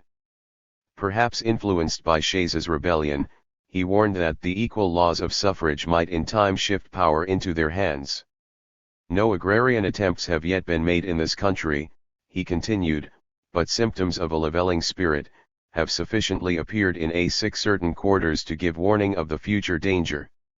For such reasons, Madison held that the Senate, the main seat of power in the constitutional system, ought to come from and represent the wealth of the nation, the more capable set of men, and that other constraints on democratic rule should be instituted. Madison's conundrum has continued to trouble government leaders. In 1958, for example, Secretary of State John Foster Dulles pondered the difficulties that the United States was facing in Latin America. He expressed his anxiety over the ability of domestic communists to get control of mass movements, which we have no capacity to duplicate. Their advantage is that the poor people are the ones they appeal to, and they have always wanted to plunder the rich. 20. We somehow cannot rally them to the understanding that government must protect the minority of the opulent from the majority. That inability to get our message across regularly compels us to resort to violence, contrary to our noblest principles and much to our sincere regret. To succeed in framing a system which we wish to last for ages, Madison held, it would be necessary to ensure that rulers will be drawn from the opulent minority. It would then be possible to secure the rights of property against the danger from an equality of universality of suffrage, vesting complete power over property in hands without a share in it. The phrase rights of property was regularly used to mean rights to property, that is, the rights of property owners. Many years later, in 1829, Madison reflected that those without property, or the hope of acquiring it, cannot be expected to sympathize sufficiently with its rights, to be safe depositories of power over them. The solution was to ensure that society be fragmented, with limited public participation in the political arena, which is to be effectively in the hands of the wealthy and their agents. Scholarship generally agrees that the Constitution was intrinsically an aristocratic document designed to check the democratic tendencies of the period, delivering power to a better sort of people and excluding those who were not rich, well-born, or prominent from exercising political power. 21. In Madison's defense, we should remember that he was to depths that we today are barely able to imagine an 18th-century gentleman of honor. 22. It was the enlightened statesman and benevolent philosopher who, he anticipated, would hold the reins of power. Ideally pure and noble, these men of intelligence, patriotism, property, and independent circumstances would be a chosen body of citizens, whose wisdom may best discern the true interests of their country, and whose patriotism and love of justice will be least likely to sacrifice it to temporary or partial considerations. They would thus refine and enlarge the public views, guarding the public interest against the mischiefs of democratic majorities. Not exactly the way it turned out. The problem with democracy that Madison perceived had been recognized long before by Aristotle, in the first major work of political science, Politics. Reviewing a variety of political systems, he concluded that democracy was the best or perhaps the least bad, but he recognized a flaw: the great mass of the poor could use their voting power to take the property of the rich, which would be unfair. Madison and Aristotle faced the same problem but selected opposite solutions. Aristotle advised reducing inequality, by what we would regard as welfare state measures. Madison felt that the answer was to reduce democracy. The conflict between these conceptions of democracy goes back to the earliest modern democratic revolution, in 17th-century England, when a war raged between supporters of the king and of Parliament. The gentry, the men of best quality as they called themselves, were appalled by the rabble who did not want to be ruled by king or Parliament, but rather by countrymen like ourselves, that know our wants. Their pamphlets explained that it will never be a good world while knights and gentlemen make us laws, that are chosen for fear and do but oppress us, and do not know the people's sores. 23. The essential nature of the conflict, which has far from ended, was captured simply by Thomas Jefferson in his last years, when he had serious concerns about the quality and fate of the democratic experiment. He distinguished between aristocrats and democrats. The aristocrats are those who fear and distrust the people, and wish to draw all powers from them into the hands of the higher classes. The democrats, in contrast, identify with the people, have confidence in them, cherish and consider them as the honest and safe, although not the most wise depository of the public interest. 24.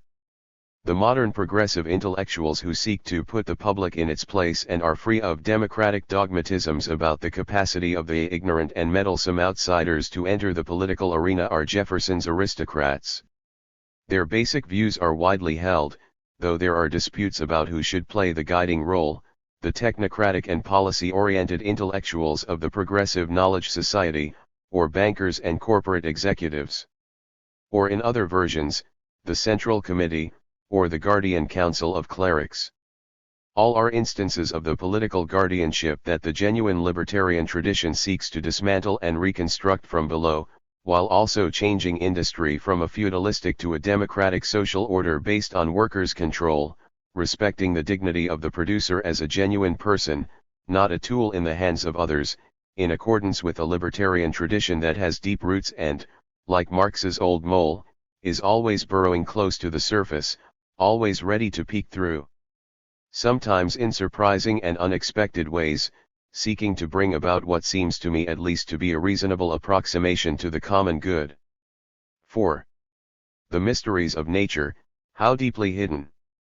The title for this chapter is drawn from Hume's observations about the man he called the greatest and rarest genius that ever arose for the ornament and instruction of the species, Isaac Newton.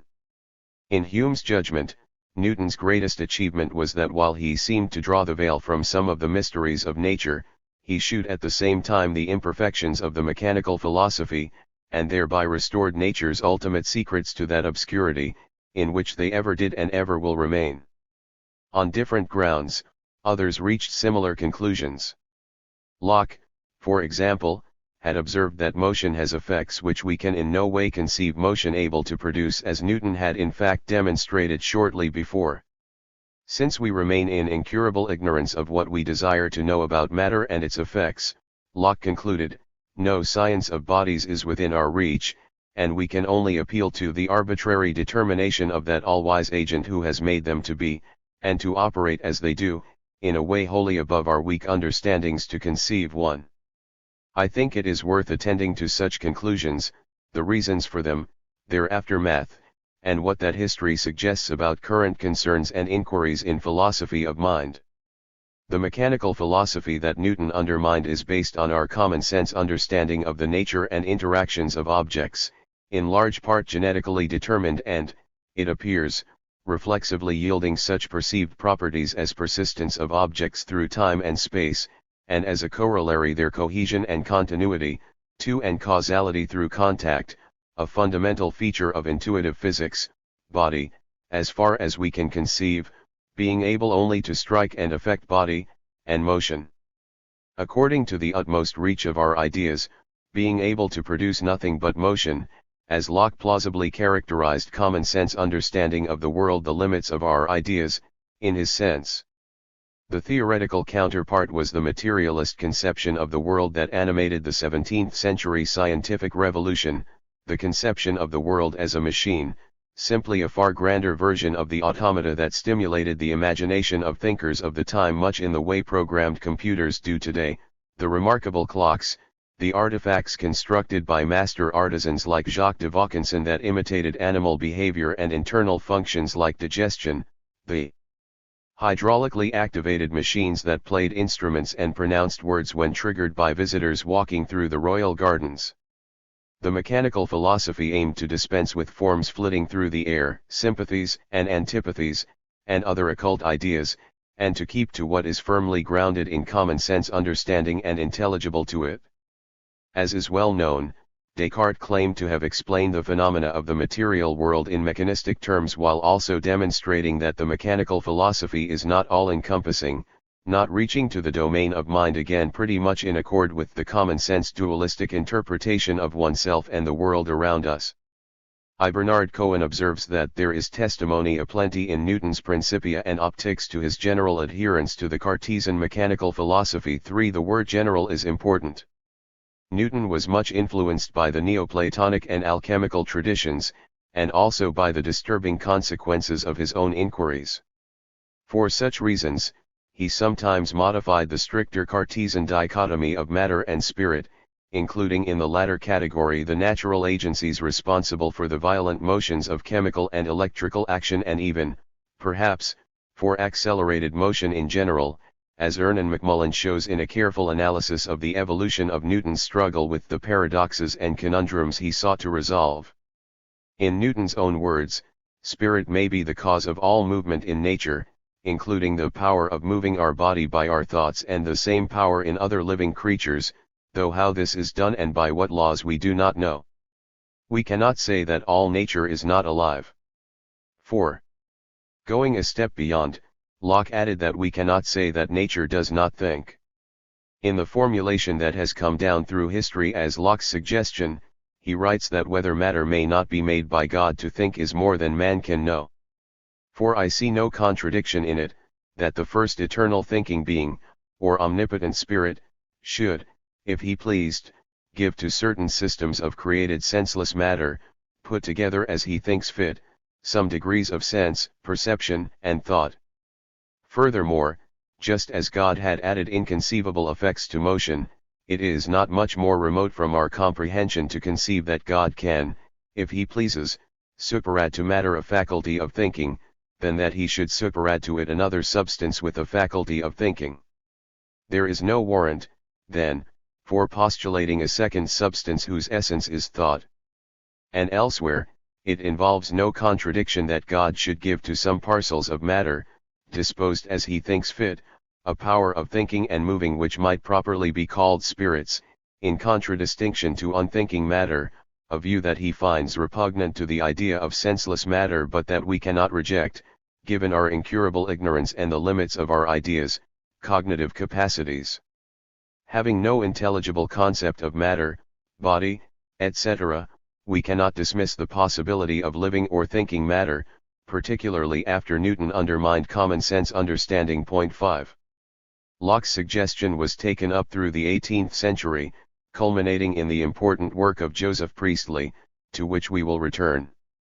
Hume, in the treatise, reached the conclusion that motion may be, and actually is, the cause of thought and perception, rejecting familiar arguments about absolute difference in kind and divisibility on the general grounds that we are never sensible of any connection betwixt causes and effects, and that 'tis only by our experience of their constant conjunction, we can arrive at any knowledge of this relation. In one or another form, it came to be recognized that since thought, which is produced in the brain, cannot exist if this organ is wanting, and there is no longer a reason to question the thesis of thinking matter, it is necessary to consider the brain as a special organ designed especially to produce thought, as the stomach and the intestines are designed to operate the digestion, the liver to filter bile, and so on through the bodily organs. Just as foods enter the stomach and leave it with new qualities, so impressions arrive at the brain, through the nerves, they are then isolated and without coherence. The organ enters into action, it acts on them, and soon it sends them back changed into ideas, which the language of physiognomy and gesture, or the signs of speech and writing, manifest outwardly. We conclude then, with the same certainty, that the brain digests, as it were, the impressions, i.e., that organically it makes the secretion of thought. 6. As Darwin put the matter succinctly, why is thought, being a secretion of the brain, more wonderful than gravity, a property of matter? 7. Qualifications aside, Newton did generally adhere to the mechanical philosophy but also showed its imperfections, in fact demolished it, though to the end of his life he sought to find some way to account for the mystical principle of action at a distance that he was compelled to invoke to account for the most elementary phenomena of nature. Perhaps, he thought, there might be a most subtle spirit which pervades and lies hid in all gross bodies, which will somehow yield a physical account of attraction and cohesion and offer some hope of rescuing an intelligible picture of the world. 8. We should not lightly ignore the concerns of the greatest and rarest genius that ever arose for the ornament and instruction of the species, or of Galileo and Descartes, or Locke and Hume, or of Newton's most respected scientific contemporaries, who unequivocally blamed Newton for leading science back into erroneous ways which it seemed to have definitely abandoned. E. J. Dijksterhuis writes in the classic study of the mechanistic world picture and its collapse as a substantive doctrine. Christian Huygens described Newton's principle of attraction as an absurdity. Gottfried Leibniz argued that Newton was reintroducing occult ideas similar to the sympathies and antipathies of the much ridiculed scholastic science and was offering no physical explanations for phenomena of the material world. 9. Newton largely agreed with his scientific contemporaries. He wrote that the notion of action at a distance is inconceivable. It is so great an absurdity, that I believe no man who has in philosophical matters a competent faculty of thinking, can ever fall into it. 10. By invoking it, we concede that we do not understand the phenomena of the material world.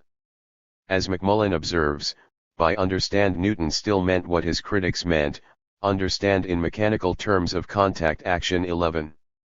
To take a contemporary analog, the absurd notion of action at a distance is as inconceivable as the idea that mental states are states of the brain, a proposal we do not really understand because we are still unable to form a conception of how consciousness arises in matter, even if we are certain that it does. 12. Similarly, Newton was unable to form a conception of how the simplest phenomena of nature could arise in matter, and they didn't, given his conception of matter, the natural, theoretical version of common sense understanding.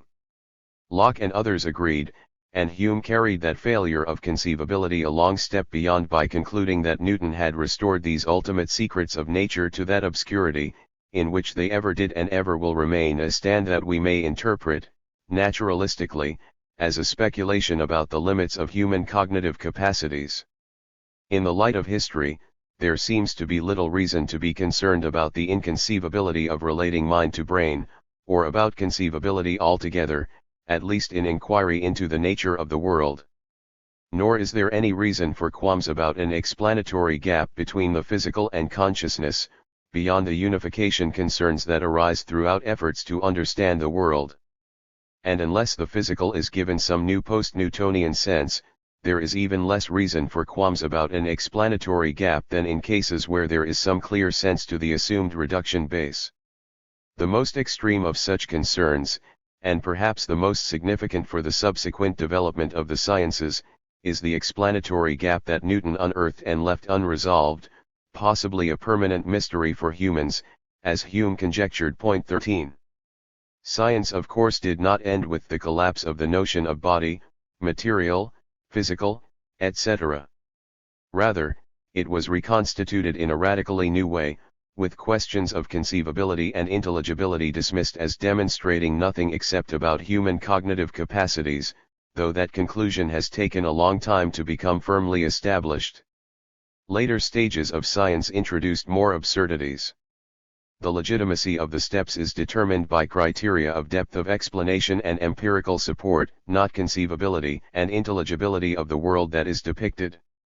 Thomas Kuhn suggests that it does not, I think, misrepresent Newton's intentions as a scientist to maintain that he wished to write a principles of philosophy like Descartes, that is, true science, but that his inability to explain gravity forced him to restrict his subject to the mathematical principles of natural philosophy, which did not even pretend to explain why the universe runs as it does, leaving the question in obscurity.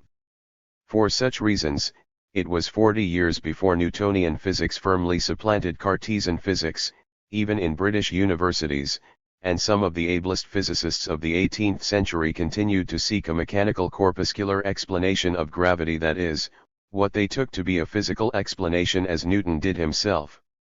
In later years, positivists reproached all sides of the debates for their foolishness in clothing the mathematical formalism of physical theory with the gay garment of a physical interpretation, a concept that had lost substantive meaning. 14.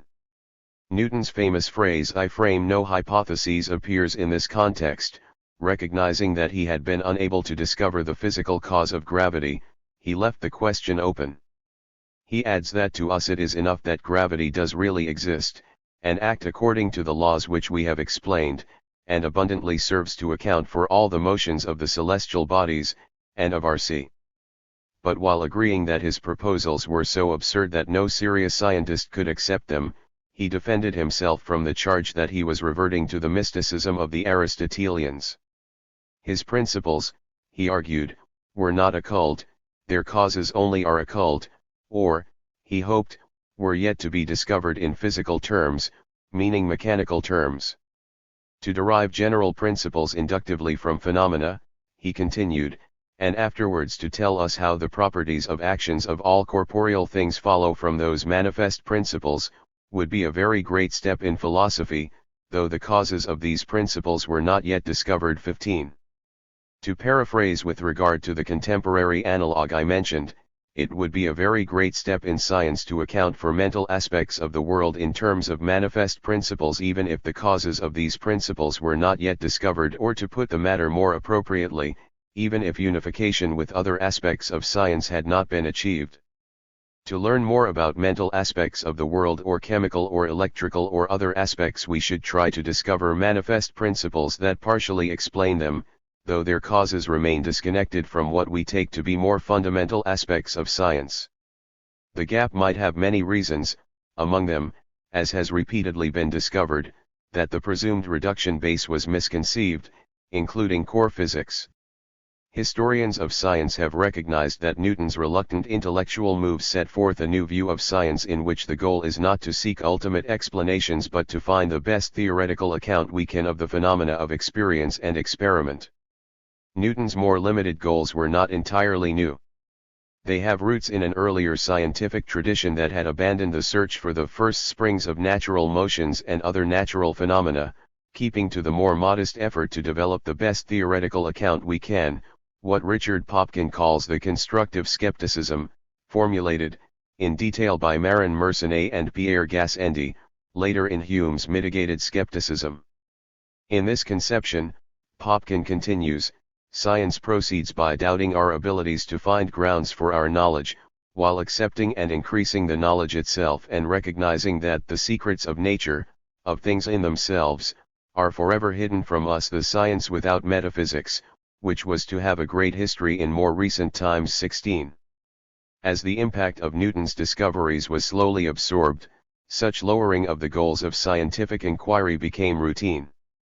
Scientists abandoned the animating idea of the early scientific revolution, that the world will be intelligible to us. It is enough to construct intelligible explanatory theories, a radical difference.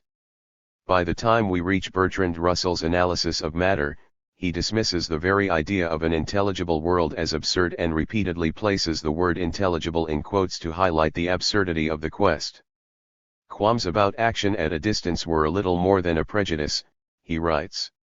If all the world consisted of billiard balls, it would be what is called intelligible, i.e., it would never surprise us sufficiently to make us realize that we do not understand it. 17. But even without external surprise, we should recognize how little we understand the world and should also realize that it doesn't matter whether we can conceive of how the world works. In his classic introduction to quantum mechanics a few years later, Paul Dirac wrote that physical science no longer seeks to provide pictures of how the world works, that is, a model functioning on essentially classical lines, but only seeks to provide a way of looking at the fundamental laws which makes their self-consistency obvious. He was referring to the inconceivable conclusions of quantum physics, but could just as readily have said that even the classical Newtonian models had abandoned the hope of rendering natural phenomena intelligible, the primary goal of the early modern scientific revolution, with its roots in common sense understanding. 18. It is useful to recognize how radical a shift it was to abandon the mechanical philosophy, and with it any scientific relevance of our common sense beliefs and conceptions, except as a starting point and spur for inquiry. Galileo scholar Peter Mackamer observes that by adopting the mechanical philosophy and initiating the modern scientific revolution, Galileo had forged a new model of intelligibility for human understanding, with new criteria for coherent explanations of natural phenomena based on the conception of the world as an elaborate machine. For Galileo, and leading figures in the early modern scientific revolution generally, true understanding requires a mechanical model, a device that an artisan could construct, hence intelligible to us. Thus Galileo rejected traditional theories of tides because we cannot duplicate them by means of appropriate artificial devices. 19. The model of intelligibility that reigned from Galileo through Newton and beyond has a corollary: when mechanism fails, understanding fails. The apparent inadequacies of mechanical explanation for cohesion, attraction, and other phenomena led Galileo finally to reject the vain presumption of understanding everything. Worse yet, there is not a single effect in nature, such that the most ingenious theorist can arrive at a complete understanding of it. 20. Galileo was formulating a very strong version of what Daniel Stoljar calls the ignorance hypothesis in his careful inquiry into the contemporary study of philosophical problems relating to consciousness, concluding that their origins are epistemic and that they are effectively overcome by invoking the ignorance hypothesis which for Galileo, Newton, Locke, Hume, and others was more than a hypothesis and extended far beyond the problem of consciousness, encompassing the truths of nature quite generally. Point 21. Though much more optimistic than Galileo about the prospects for mechanical explanation, Descartes, too, recognized the limits of our cognitive reach. Rule 8 of the Reguli reads, if in the series of subjects to be examined we come to a subject of which our intellect cannot gain a good enough intuition, we must stop there, and we must not examine the other matters that follow, but must refrain from futile toil. Specifically, Descartes speculated that the workings of residential cogitans may Long Island Expressway beyond human understanding. He thought that we may not have intelligence enough to understand the workings of mind, in particular, the normal use of language, with its creative aspects, his core example, the capacity of every human, but no beast machine, to use language in ways appropriate to situations but not caused by them, and to formulate and express coherent thoughts without bound, perhaps incited or inclined to speak in certain ways by internal and external circumstances but not compelled to do so, as his followers put the matter. Point 22. However, Descartes continued, even if the explanation of normal use of language and other forms of free and coherent choice of action lies beyond our cognitive grasp, that is no reason to question the authenticity of our experience. Quite generally, free will is the noblest thing we have, Descartes held.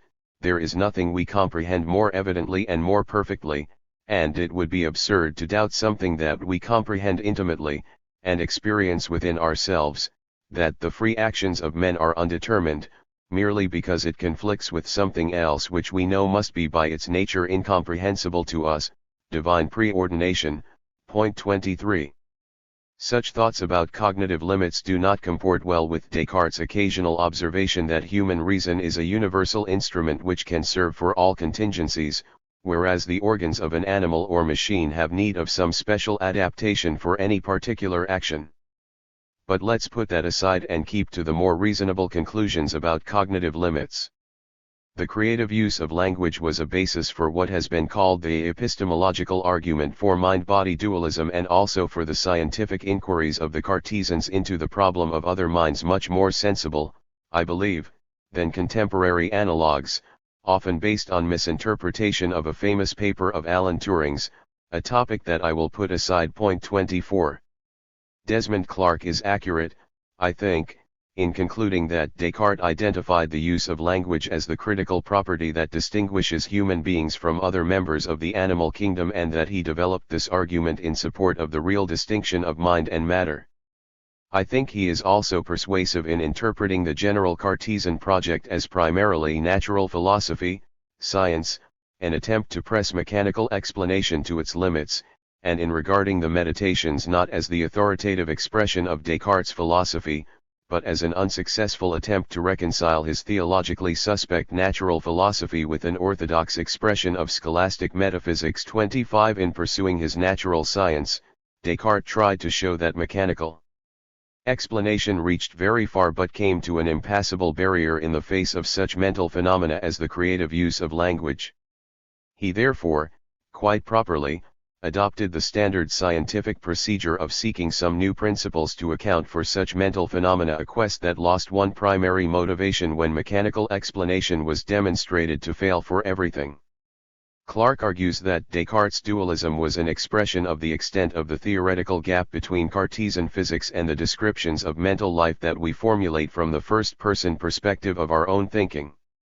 The gap therefore results from Descartes' impoverished concept of matter and can be overcome by including new theoretical entities in one's concept of matter. 26. Whether the latter speculation is correct or not, it does not quite capture the deficiencies of classical science from Galileo through Newton and beyond.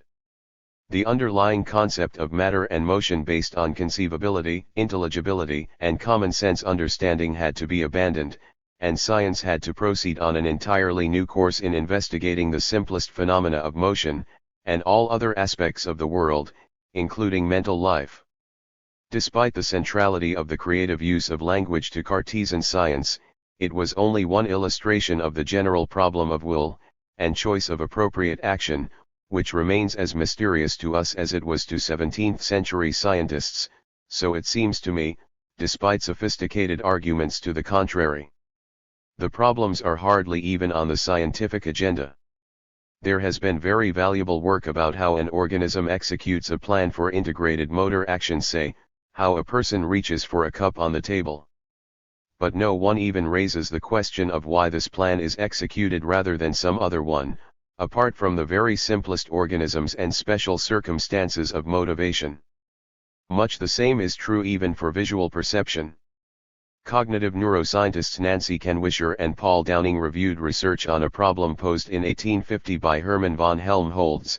Even without moving our eyes, we can focus our attention on different objects at will, resulting in very different perceptual experiences of the same visual field. The phrase at will points to an area beyond serious empirical inquiry.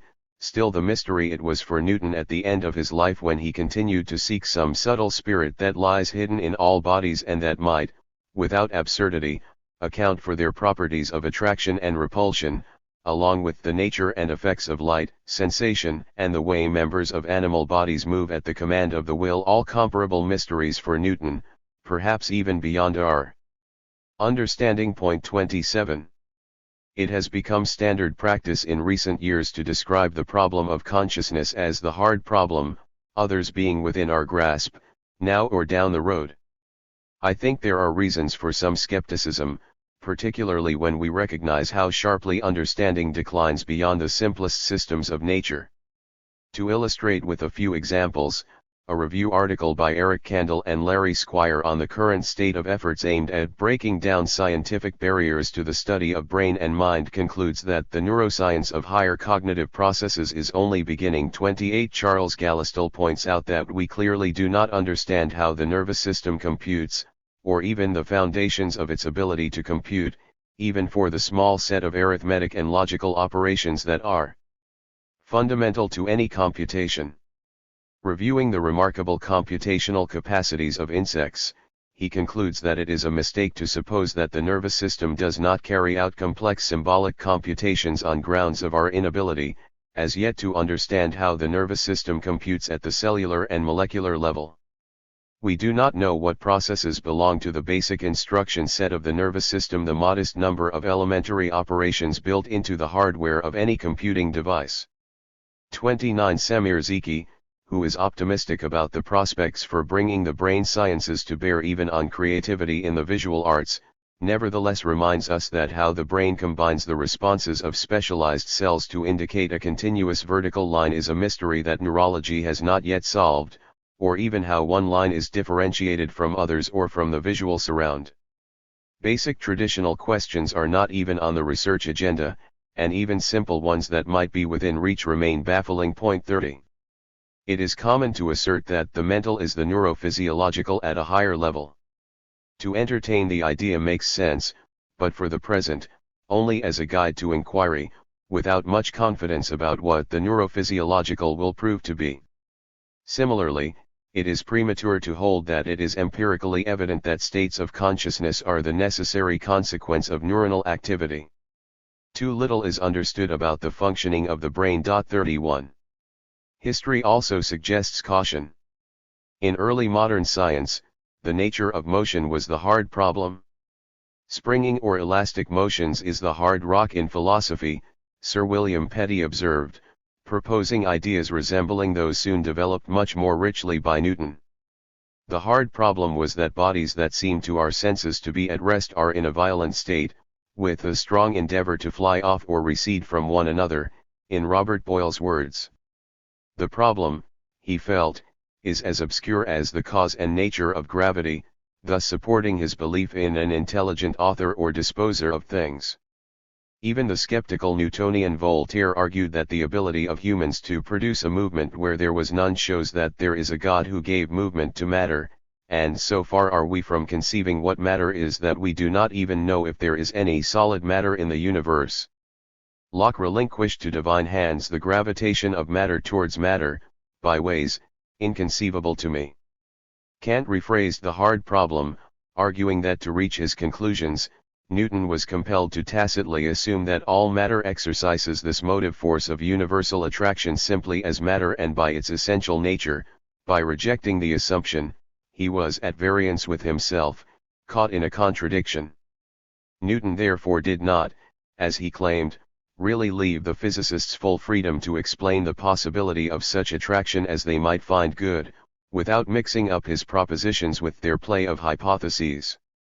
Rather, the concept of matter is reduced to nothing but moving forces.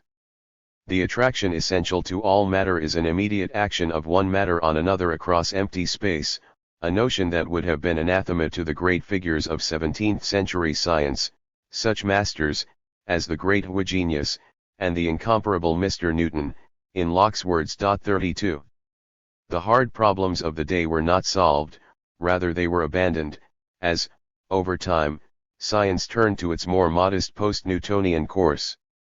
Friedrich Lang, in his classic 19th-century history of materialism, observed that we have so accustomed ourselves to the abstract notion of forces, or rather to a notion hovering in a mystic obscurity between abstraction and concrete comprehension, that we no longer find any difficulty in making one particle of matter act upon another without immediate contact, through void space without any material link. From such ideas the great mathematicians and physicists of the 17th century were far removed. They were all in so far genuine materialists in the sense of ancient materialism that they made immediate contact a condition of influence.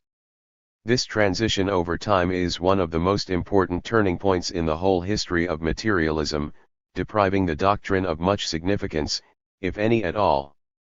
Newton not only joined the great scientists of his day in regarding the now prevailing theory of actio in distans, simply as absurd, but also felt himself obliged, in the year 1717, in the preface to the second edition of his Optics, to protest expressly against the view of his followers who went so far as to declare gravity to be a fundamental force of matter, requiring no further mechanical explanation from the collision of imponderable particles. Lang concludes that the course of history has eliminated this unknown material cause that so troubled Newton, and has placed the mathematical law itself in the rank of physical causes.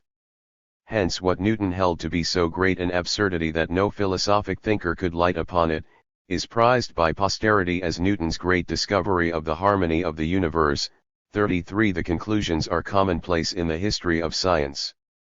50 years ago, Alexander Coyer observed that despite his unwillingness to accept the conclusion, Newton had demonstrated that a purely materialistic pattern of nature is utterly impossible, and a purely materialistic or mechanistic physics, such as that of Leucarteus or of Descartes, is utterly impossible.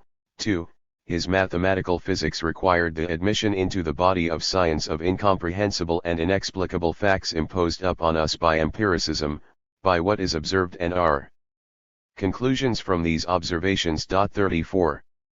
George Coyne describes it as paradoxical that the rise of materialism as a philosophy in the 17th and 18th centuries is attributed to the birth of modern science, when in reality matter as a workable concept had been eliminated from scientific discourse with the collapse of the mechanical philosophy. 35 Also paradoxical is the influence of Gilbert Ryle's ridicule of the ghost in the machine, quite apart from the accuracy of his rendition of the Cartesian concepts.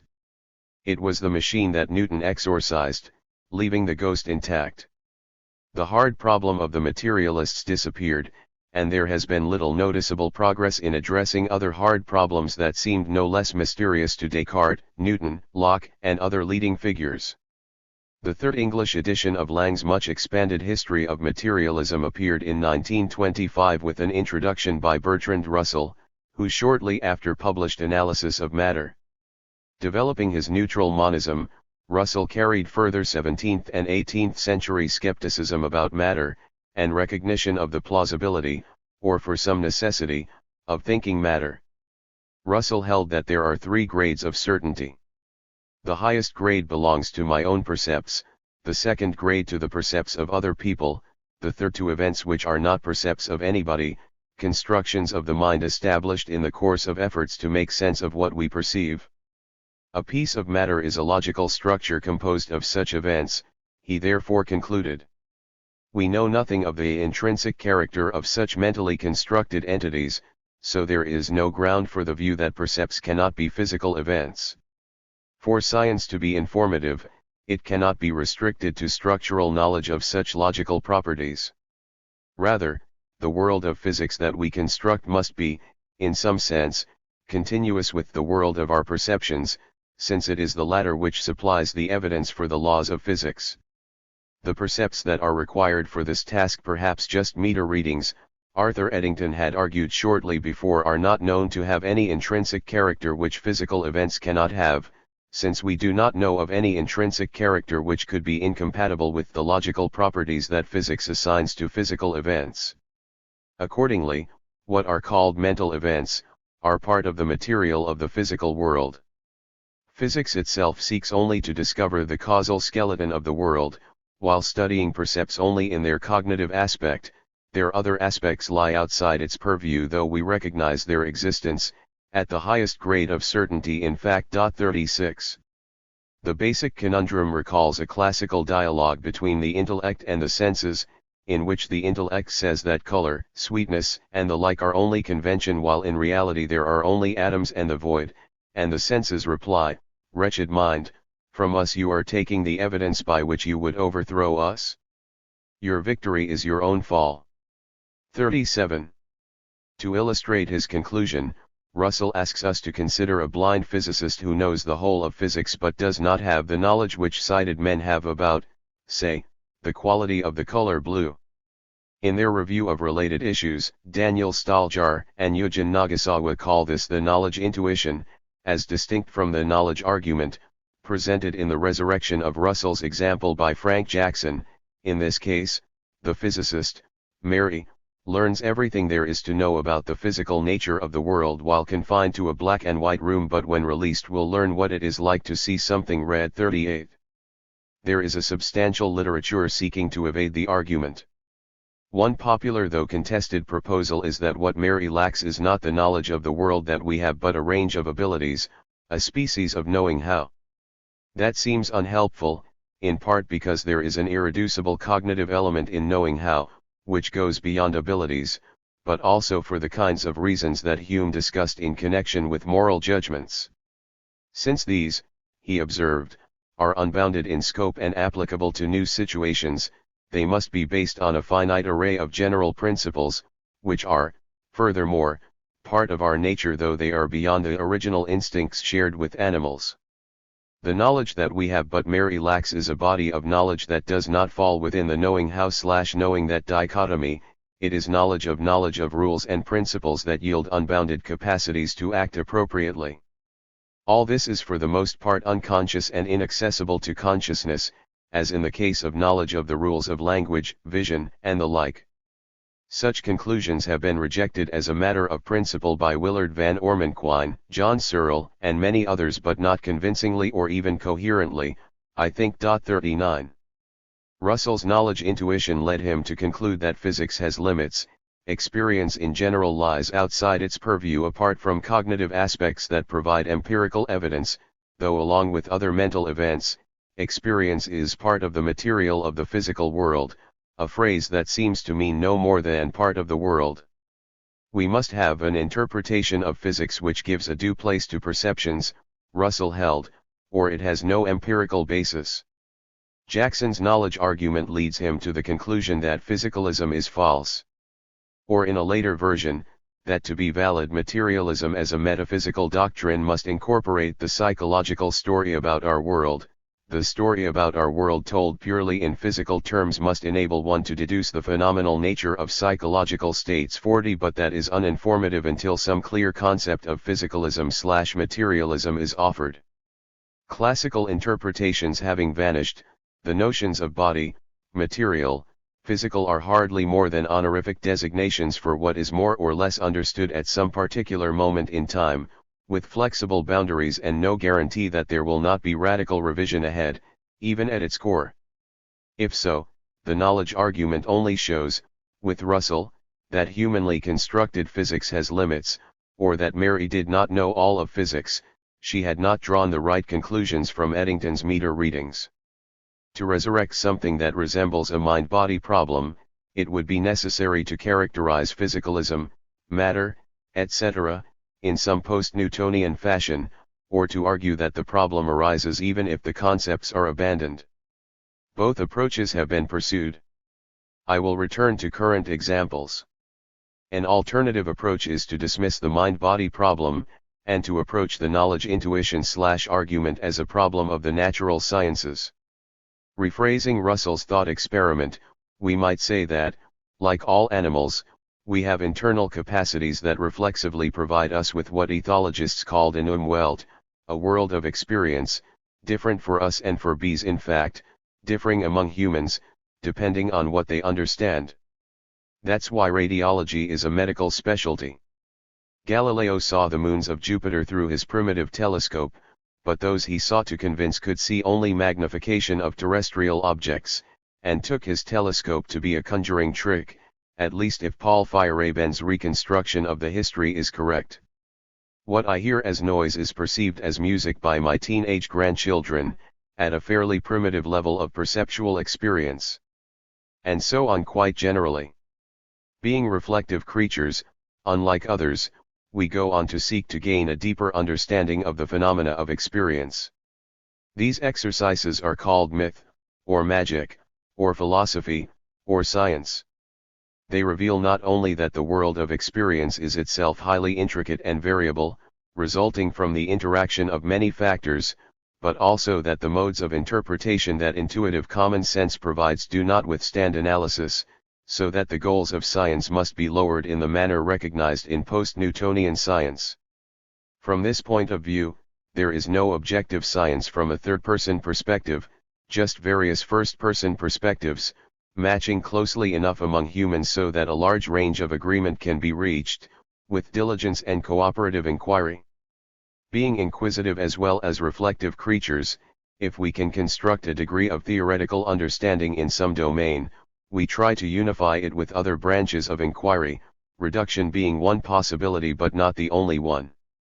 We can anticipate that our quest might fail, for one reason, because our basically shared capacities of understanding and explanation have limits, a truism that is sometimes thoughtlessly derided as Mysterianism, though not by Descartes and Hume, among others. It could be that these innate cognitive capacities do not lead us beyond some understanding of Russell's causal skeleton of the world, and enough about perception to incorporate evidence within this mental construction, and it is an open question how much of that can be attained. In principle, the limits could become topics of empirical inquiry into the nature of what we might call the science-forming faculty, another mental organ.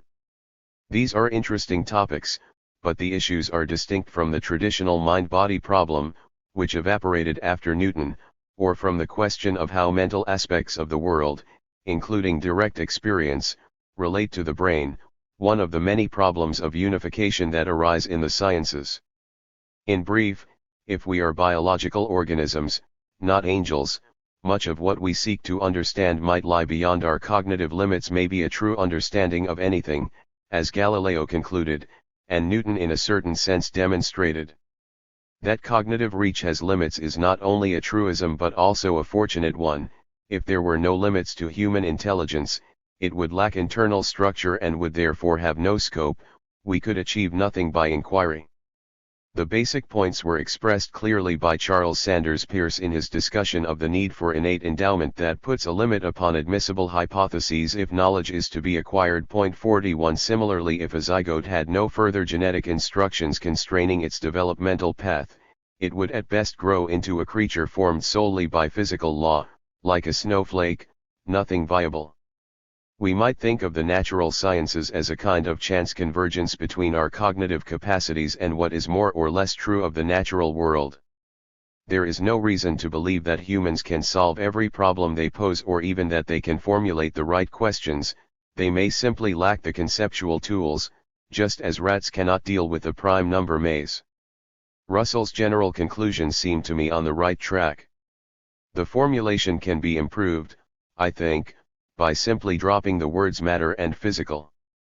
Since the Newtonian revolution, we speak of the physical world much as we speak of the real truth, for emphasis, but adding nothing. We can distinguish various aspects of the world, say chemical, electrical, experiential and the rest, and we can then inquire into their underlying principles and their relations with other systems, problems of unification. Suppose we adopt the mitigated skepticism that was warranted after Newton, if not before. For the theory of mind, that means following Gassendi's advice in Objections.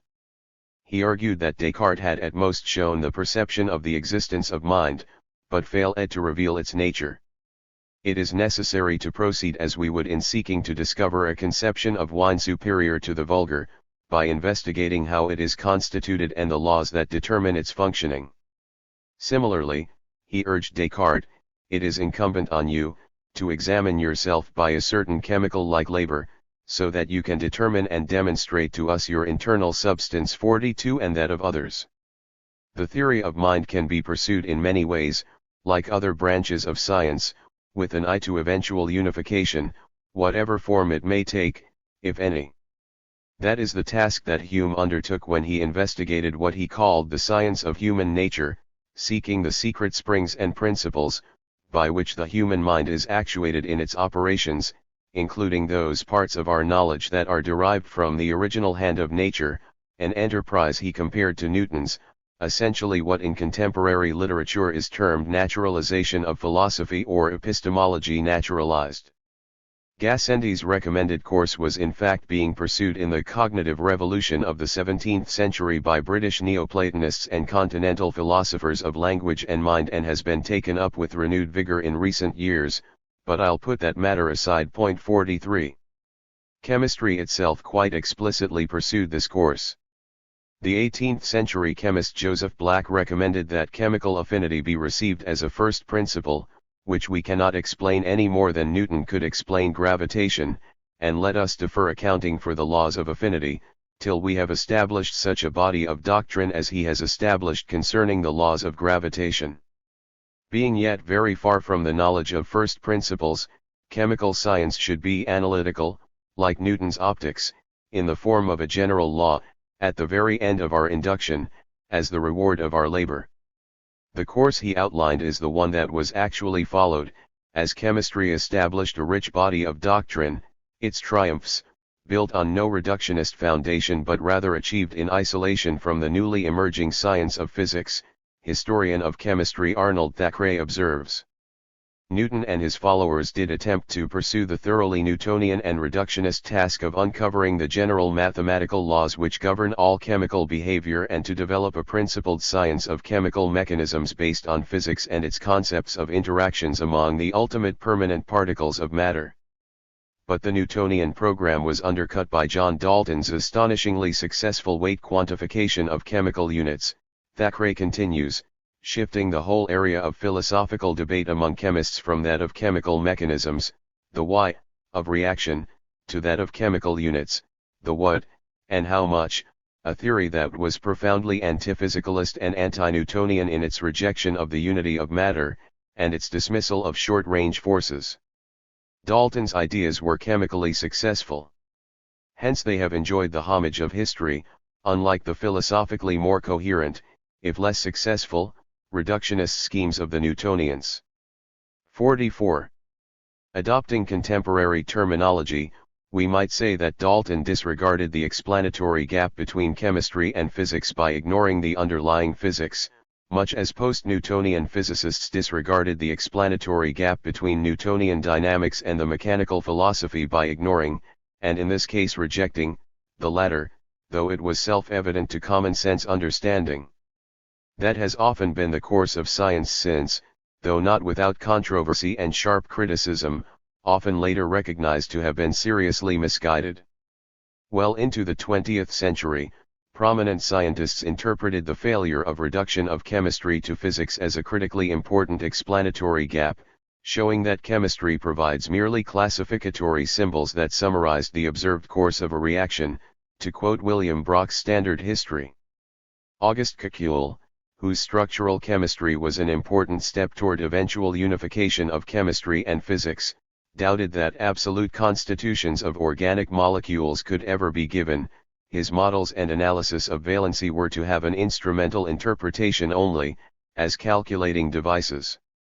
Antoine Lavoisier before him believed that the number and nature of elements is an unsolvable problem, capable of an infinity of solutions, none of which probably accord with nature. It seems extremely probable that we know nothing at all about the indivisible atoms of which matter is composed, and never will, he believed. Kekule seems to be saying that there isn't a problem to be solved, the structural formulas are useful or not, but there is no truth of the matter. Large parts of physics were understood the same way. Henri Poincaré went so far as to say that we adopt the molecular theory of gases only because we are familiar with the game of billiards. Ludwig Boltzmann's scientific biographer speculates that he committed suicide because of his failure to convince the scientific community to regard his theoretical account of these matters as more than a calculating system. Ironically, shortly after Albert Einstein's work on Brownian motion and broader issues had convinced physicists of the reality of the entities he postulated. Niels Bohr's model of the atom was also regarded as lacking physical reality by eminent scientists. In the 1920s, America's first Nobel Prize-winning chemist dismissed talk about the real nature of chemical bonds as metaphysical twaddle. They are nothing more than a very crude method of representing certain known facts about chemical reactions, a mode of representation only, because the concept could not be reduced to physics. The rejection of that skepticism by a few leading scientists, whose views were condemned at the time as a conceptual absurdity, paved the way for the eventual unification of chemistry and physics, with Linus Pauling's quantum-theoretic account of the chemical bond 70 years ago. 45. In 1927, Russell observed that chemical laws cannot at present be reduced to physical laws. 46. An observation that was found to be misleading. The words "at present" turned out to understate the matter. Chemical laws could not ever be reduced to physical laws, because the conception of physical laws was erroneous. The perceived explanatory gap was never filled. It was necessary, once again, to dismiss as irrelevant the notion of conceivability and intelligibility of the world, in favor of the mitigated skepticism of methodological naturalism, seeking to increase our knowledge while keeping an open mind about the possibility of reduction. There are fairly clear parallels to contemporary discussion of language and mind, and some lessons that can be drawn. The study of insect symbolic representation, organization of motor behavior, mammalian vision, human language, moral judgment, and other topics is in each case well advised to follow Joseph Black's prescription. If these inquiries succeed in developing a body of doctrine that accounts for elements of insect navigation, or the rule that image motions are interpreted, if other rules permit, as rigid motions in 3 dimensions, or that displacement operations in language observe locality principles, and so on, that should be regarded as normal science, even if unification with neurophysiology has not been achieved and might not be for a variety of possible reasons, among them that the expected reduction base is misconceived and has to be modified. Needless to say, the brain sciences are not as firmly established as basic physics was a century ago, or as the mechanical philosophy was in Newton's day. It is also pointless to insist on doctrines about accessibility to consciousness. Even if they could be given a coherent formulation, they would have no bearing on the physical reality of the rigidity principle or locality conditions. We should understand enough by now to dismiss the interpretation of theoretical accounts as no more than a way of representing certain known facts about behavior, a mode of representation only a critique commonly leveled against theories of higher mental faculties, though not insect computation, another illustration of the methodological dualism that is so prevalent in critical discussion of inquiry into language and mind. 47. It is also instructive to observe the re-emergence of much earlier insights, though divorced from their grounding in the collapse of traditional physicalism. Thus we read today of the thesis of the new biology that things mental, indeed minds, are emergent properties of brains, though these emergence are produced by principles that we do not yet understand, according to neuroscientist Vernon Mountcastle, formulating the guiding theme of a collection of essays that review the results of the decade of the brain, which ended the 20th century. The phrase "we do not yet understand" might well suffer the same fate as Russell's similar comment about chemistry 70 years earlier.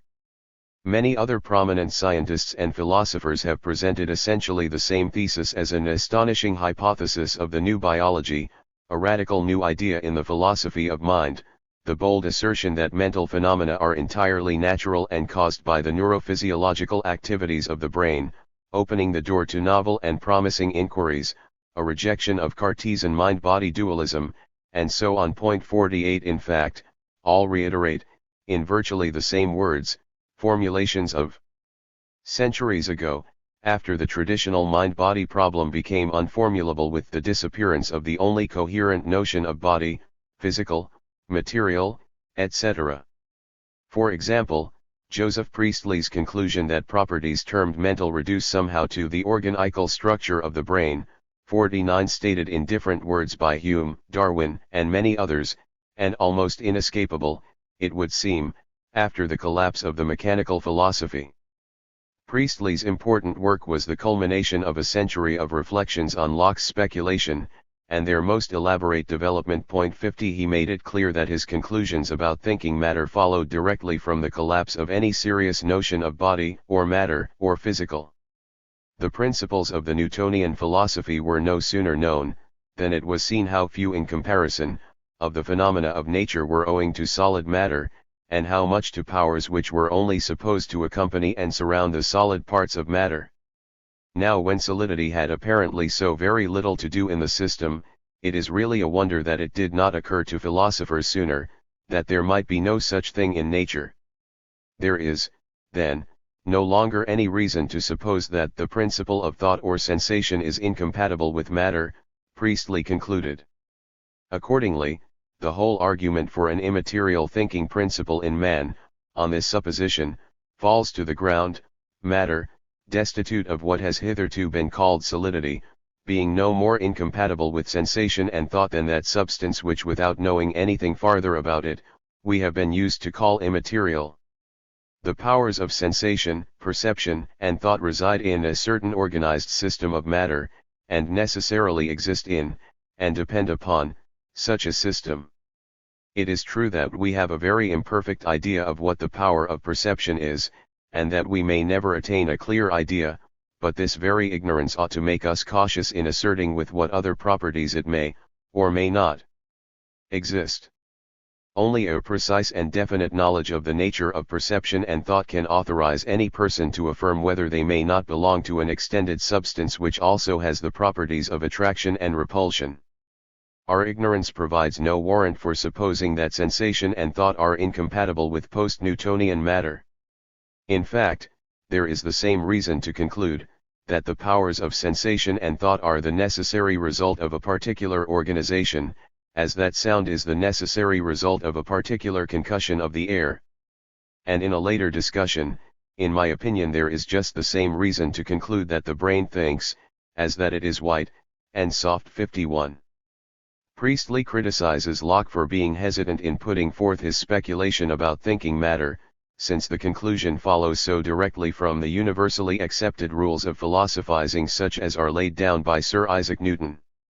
He urges that we abandon the methodological dualism that deters us from applying to thought and sensation the rules that we follow in our inquiries into the causes of particular appearances in nature, and expresses his hope that when this is plainly pointed out the inconsistency of our conduct cannot fail to strike us and be the means of inducing philosophers to apply the same maxim to investigation of mental aspects of the world that they do in other domains, a hope that has yet to be realized, I think. Point 52.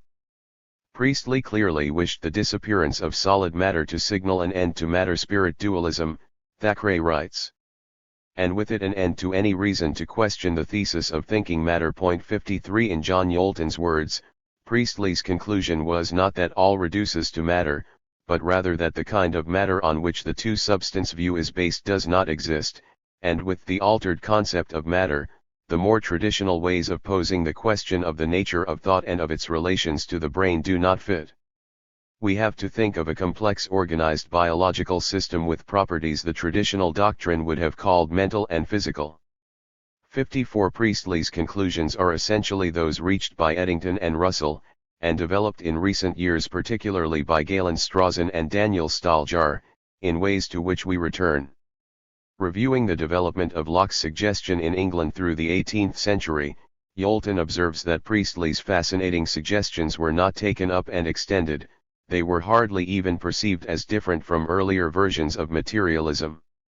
The issues raised by Locke's suggestion of thinking matter played themselves out through the century, but no one gave the emerging view of man as one substance foreshadowed by Priestley a systematic articulation. 55 This conclusion remains largely true, even for simple organisms, if we interpret it as referring to the unification problem. Having argued that the mind-body problem disappears when we follow the principles of the Newtonian philosophy, Priestley turns to confronting efforts to reconstitute something that resembles the problem, even after one of its terms body, matter, etc. no longer has a clear sense. The first is the difficulty of conceiving how thought can arise from matter, an argument that derives all its force from our ignorance, he writes, and has no force unless there is a demonstration that they are absolutely incompatible with one another. Priestley was not troubled by qualms arising from ignorance, rightly I think, any more than scientists should have been concerned about irreducibility of the mysterious properties of matter and motion to the mechanical philosophy, or in more modern times, about the inability to reduce chemistry to an inadequate physics until the 1930s, to take two significant moments from the history of science. A common objection today is that such ideas invoke an unacceptable form of radical emergence, unlike the emergence of liquids from molecules, where the properties of the liquid can in some reasonable sense be regarded as inhering in the molecules. In Nagel's phrase, we can see how liquidity is the logical result of the molecules rolling around on each other at the microscopic level, though nothing comparable is to be expected in the case of neurons and consciousness. 56 Also taking liquidity as a paradigm, Strawson argues extensively that the notion of emergence is intelligible only if we interpret it as total dependence. If some part or aspect of Y hails from somewhere else, then we cannot say that Y is emergent from X. We can speak intelligibly about emergence of Y phenomena from non-Y phenomena only if the non-Y phenomena at the very least are somehow intrinsically suited to constituting the X phenomena. There must be something about X's nature in virtue of which they are so suited. It is built into the notion of emergence that emergence cannot be brute in the sense of there being no reason in the nature of things why the emerging thing is as it is. This is Strawson's no radical emergence thesis, from which he draws the panpsychic conclusion that experiential reality cannot possibly emerge from wholly and utterly non-experiential reality. The basic claim, which he highlights, is that if it really is true that Y is emergent from X, then it must be the case that Y is in some sense wholly dependent on X and X alone, so that all features of Y trace intelligibly back to X. Here intelligible is a metaphysical rather than an epistemic notion, meaning intelligible to God. There must be an explanation in the nature of things, though we may not be able to attain it. 57. Priestley, it seems, would reject Nagel's qualms while accepting Strawson's formulation, but without drawing the panpsychic conclusion. It should be noted that the molecule-liquid example, commonly used, is not a very telling one. We also cannot conceive of a liquid turning into two gases by electrolysis, and there is no intuitive sense in which the properties of water, bases, and acids inhere in hydrogen or oxygen or other atoms. Furthermore, the whole matter of conceivability seems to be irrelevant, whether it is brought up in connection with the effects of motion that Newton and Locke found inconceivable, or the irreducible principles of chemistry, or mind-brain relations.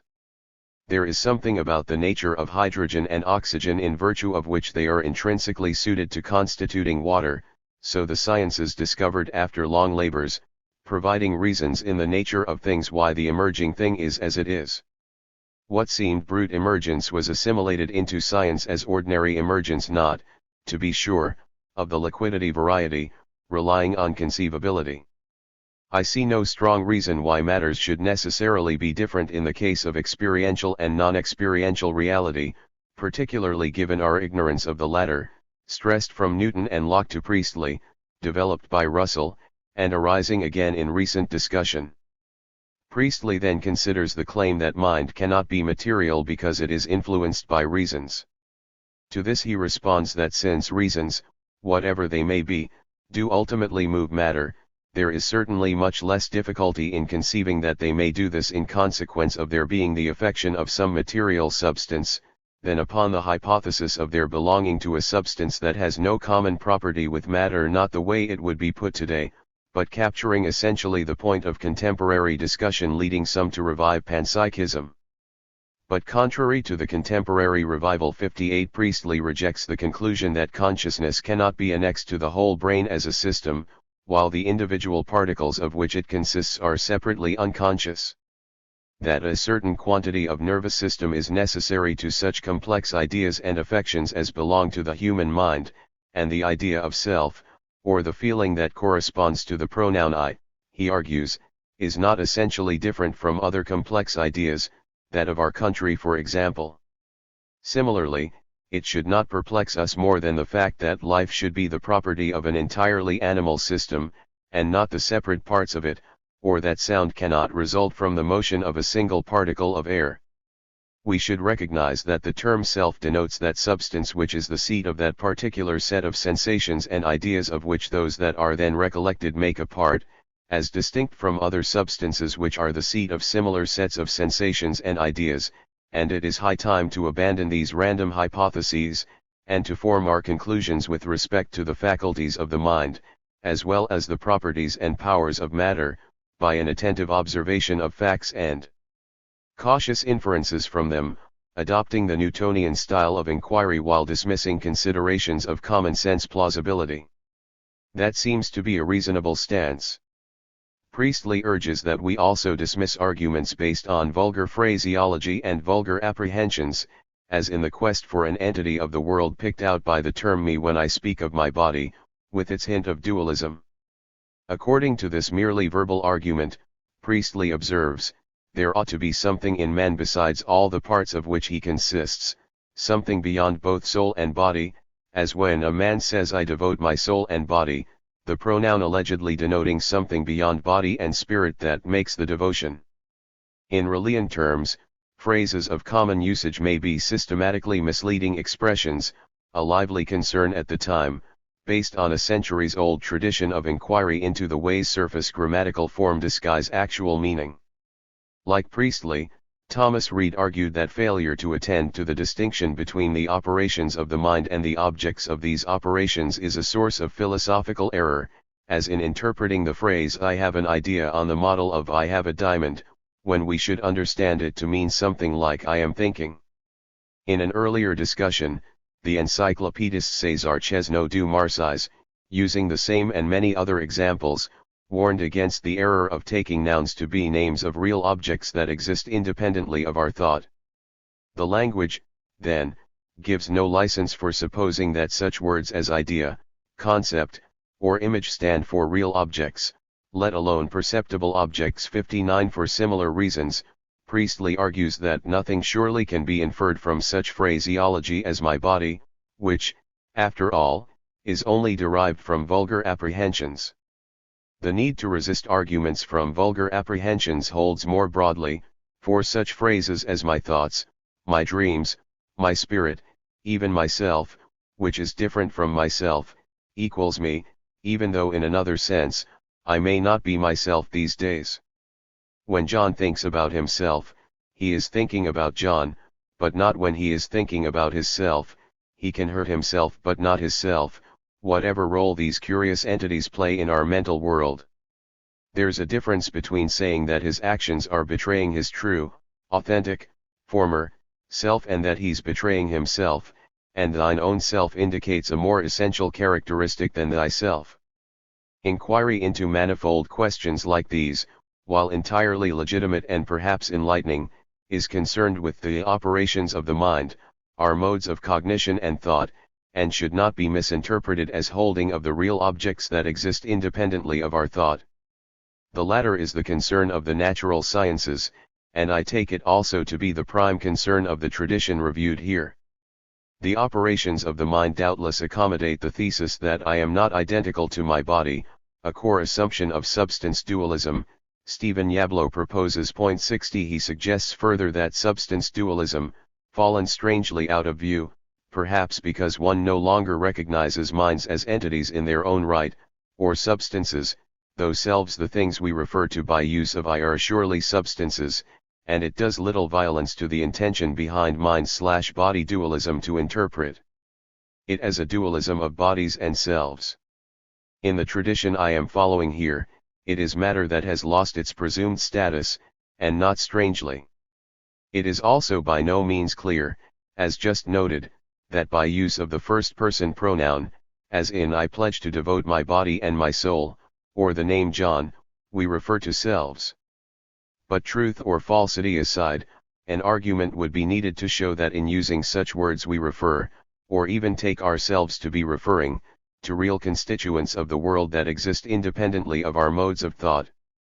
An alternative, which seems to me more plausible, is that these topics belong not to natural science but rather to a branch of ethnoscience, a study of how people think about the world, a very different domain. For natural science, it seems hard to improve on Priestley's conclusion, that Locke's suggestion was fundamentally accurate and that properties termed mental reduce to the organical structure of the brain, though in ways that are not understood, no great surprise when we consider the history of even the core hard sciences, like chemistry. As noted earlier, with the collapse of the traditional notion of body, etc., there are basically two ways to reconstitute some problem that resembles the traditional mind-body problem: define physical, or set the problem up in other terms, such as those that Priestley anticipated. Galen Strawson develops the first option in an important series of publications. Point 61. Unlike many others, he does give a definition of physical, so that it is possible to formulate a physical-non-physical problem. The physical is any sort of existent that is spatio-temporally, or at least temporally, located. The physical includes experiential events, more generally mental events, and permits formulation of the question of how experiential phenomena can be physical phenomena, a mind-body problem, in a post-Newtonian version. Following Eddington and Russell, and earlier antecedents, notably Priestley, Strawson concludes that physical stuff has, in itself, a nature capable of manifesting itself as mental activity, i.e., as experience or consciousness. That much seems uncontroversial, given the definitions along with some straightforward facts. But Strawson intends to establish the much stronger thesis of micropsychism, which he identifies here with panpsychism. At least some ultimates are intrinsically experience involving.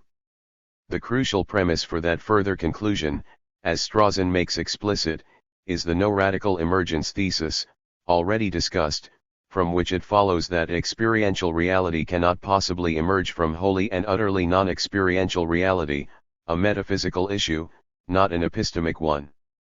Strawson interprets Eddington's position to be micropsychism, citing his observation that it would be rather silly to prefer to attach thought to something of a so-called concrete nature inconsistent with thought, and then to wonder where the thought comes from, and that we have no knowledge of the nature of atoms that renders it all incongruous that they should constitute a thinking object.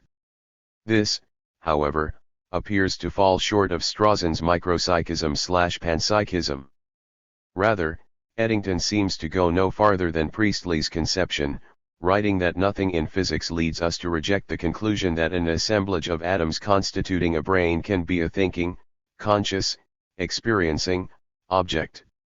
He does not, it seems, adopt the no radical emergence thesis that is required to carry the argument beyond to Strawson's conclusion.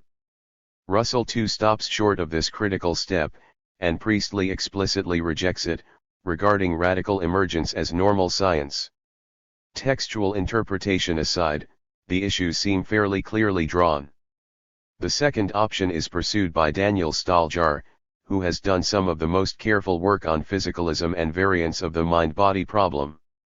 He does offer some answers to the question of what it means to say that something is physical, a question that, he notes, has not received a great deal of attention in the literature, though without any understanding of what the physical is, we can have no serious understanding of what physicalism is. 62. The answers he offers are not too convincing, I think he would agree, but he argues that it does not matter much. We have many concepts that we understand without knowing how to analyze, and The concept of the physical is one of the central concepts of human thought. The latter comment is correct, but only with regard to the common sense concept of the mechanical philosophy, long ago undermined. The former is correct, too, but it is not clear that we want to found a serious philosophical position on a concept that we think we understand intuitively but cannot analyze, particularly when a long history reveals that such common sense understanding can often not withstand serious inquiry. But Staljar's more fundamental reason for not being too concerned with characterizing the physical is different. The issues, he argues, should be shifted to epistemological terms, not seeking reduction to the physical, but taking physicalism to be only the background metaphysical assumption against which the problems of philosophy of mind are posed and discussed. Thus, when properly understood, the problems that philosophers of mind are interested in are not with the framework itself, and to that extent are not metaphysical. Staljar suggests that the problem mainly at issue in contemporary philosophy is distinct both from the mind-body problem as that problem is traditionally understood and from the problem as it is, or might be, pursued in the sciences. A qualification, I think, is that the traditional problem, at least from Descartes through Priestley, taking the latter's work to be the culmination of the post-Newtonian reaction to the traditional problem, can plausibly be construed as a problem within the sciences. The traditional questions we may lump together under the heading metaphysics of mind, but contemporary philosophy Staljar takes to be concerned with epistemic principles and, crucially, the logical problem of experience. It might be true that the notion of the physical fails to meet minimal standards of clarity, he writes, but such matters play only an illustrative or inessential role in the logical problem, which can be posed even in the absence of a reasonably definite conception of the physical. 63 The logical problem arises from the assumption that, 1. There are experiential truths, while it seems plausible to believe both that, 2. Every such truth is entailed by, or supervenes on, some non-experiential truth, and that, 3. Not every experiential truth is entailed, or supervenes on, some non-experiential truth. Adopting, 1, and, 2, with a qualification to be considered, the crucial question is, 3. As already discussed, following a tradition tracing back to Newton and Locke, Priestley sees no reason to accept thesis, 3. Our very ignorance of the properties of post-Newtonian matter cautions us not to take this step. In Russell's words, which Staljar cites, experiential truths are not known to have any intrinsic character which physical events cannot have, since we do not know of any intrinsic character which could be incompatible with the logical properties that physics assigns to physical events. From these perspectives, then, the logical problem does not arise. 64. Staljar's solution to the logical problem, the new mind-body problem, is similar to the stance of Priestley and Russell, even if put somewhat differently.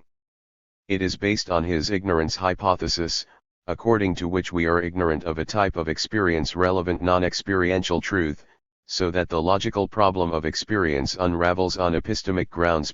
65 He suggests elsewhere that the radical view, that we are ignorant of the nature of the physical or non-experiential, has the potential to completely transform philosophy of mind. 66 In Strawson's formulation, the sensible line of thought that was well understood up to a half-century ago disappeared almost completely from the philosophical mainstream as analytical philosophy acquired hyperdualist intuitions even as it proclaimed its monism.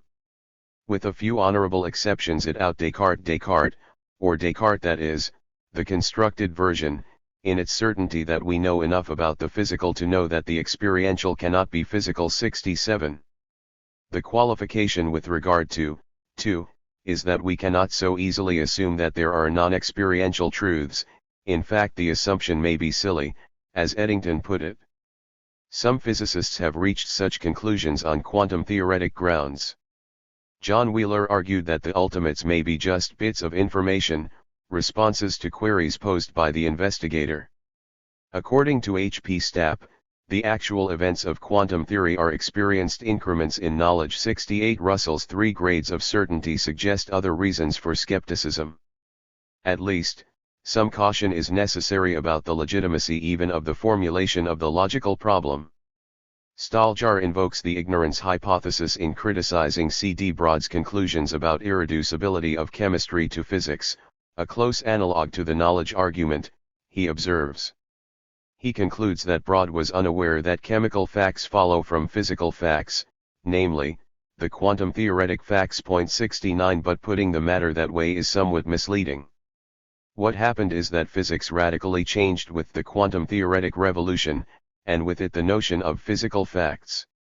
A more appropriate formulation, I think, is to recognize that post-Newton, the concept physical facts means nothing more than what the best current scientific theory postulates, hence should be seen as a rhetorical device of clarification, adding no substantive content.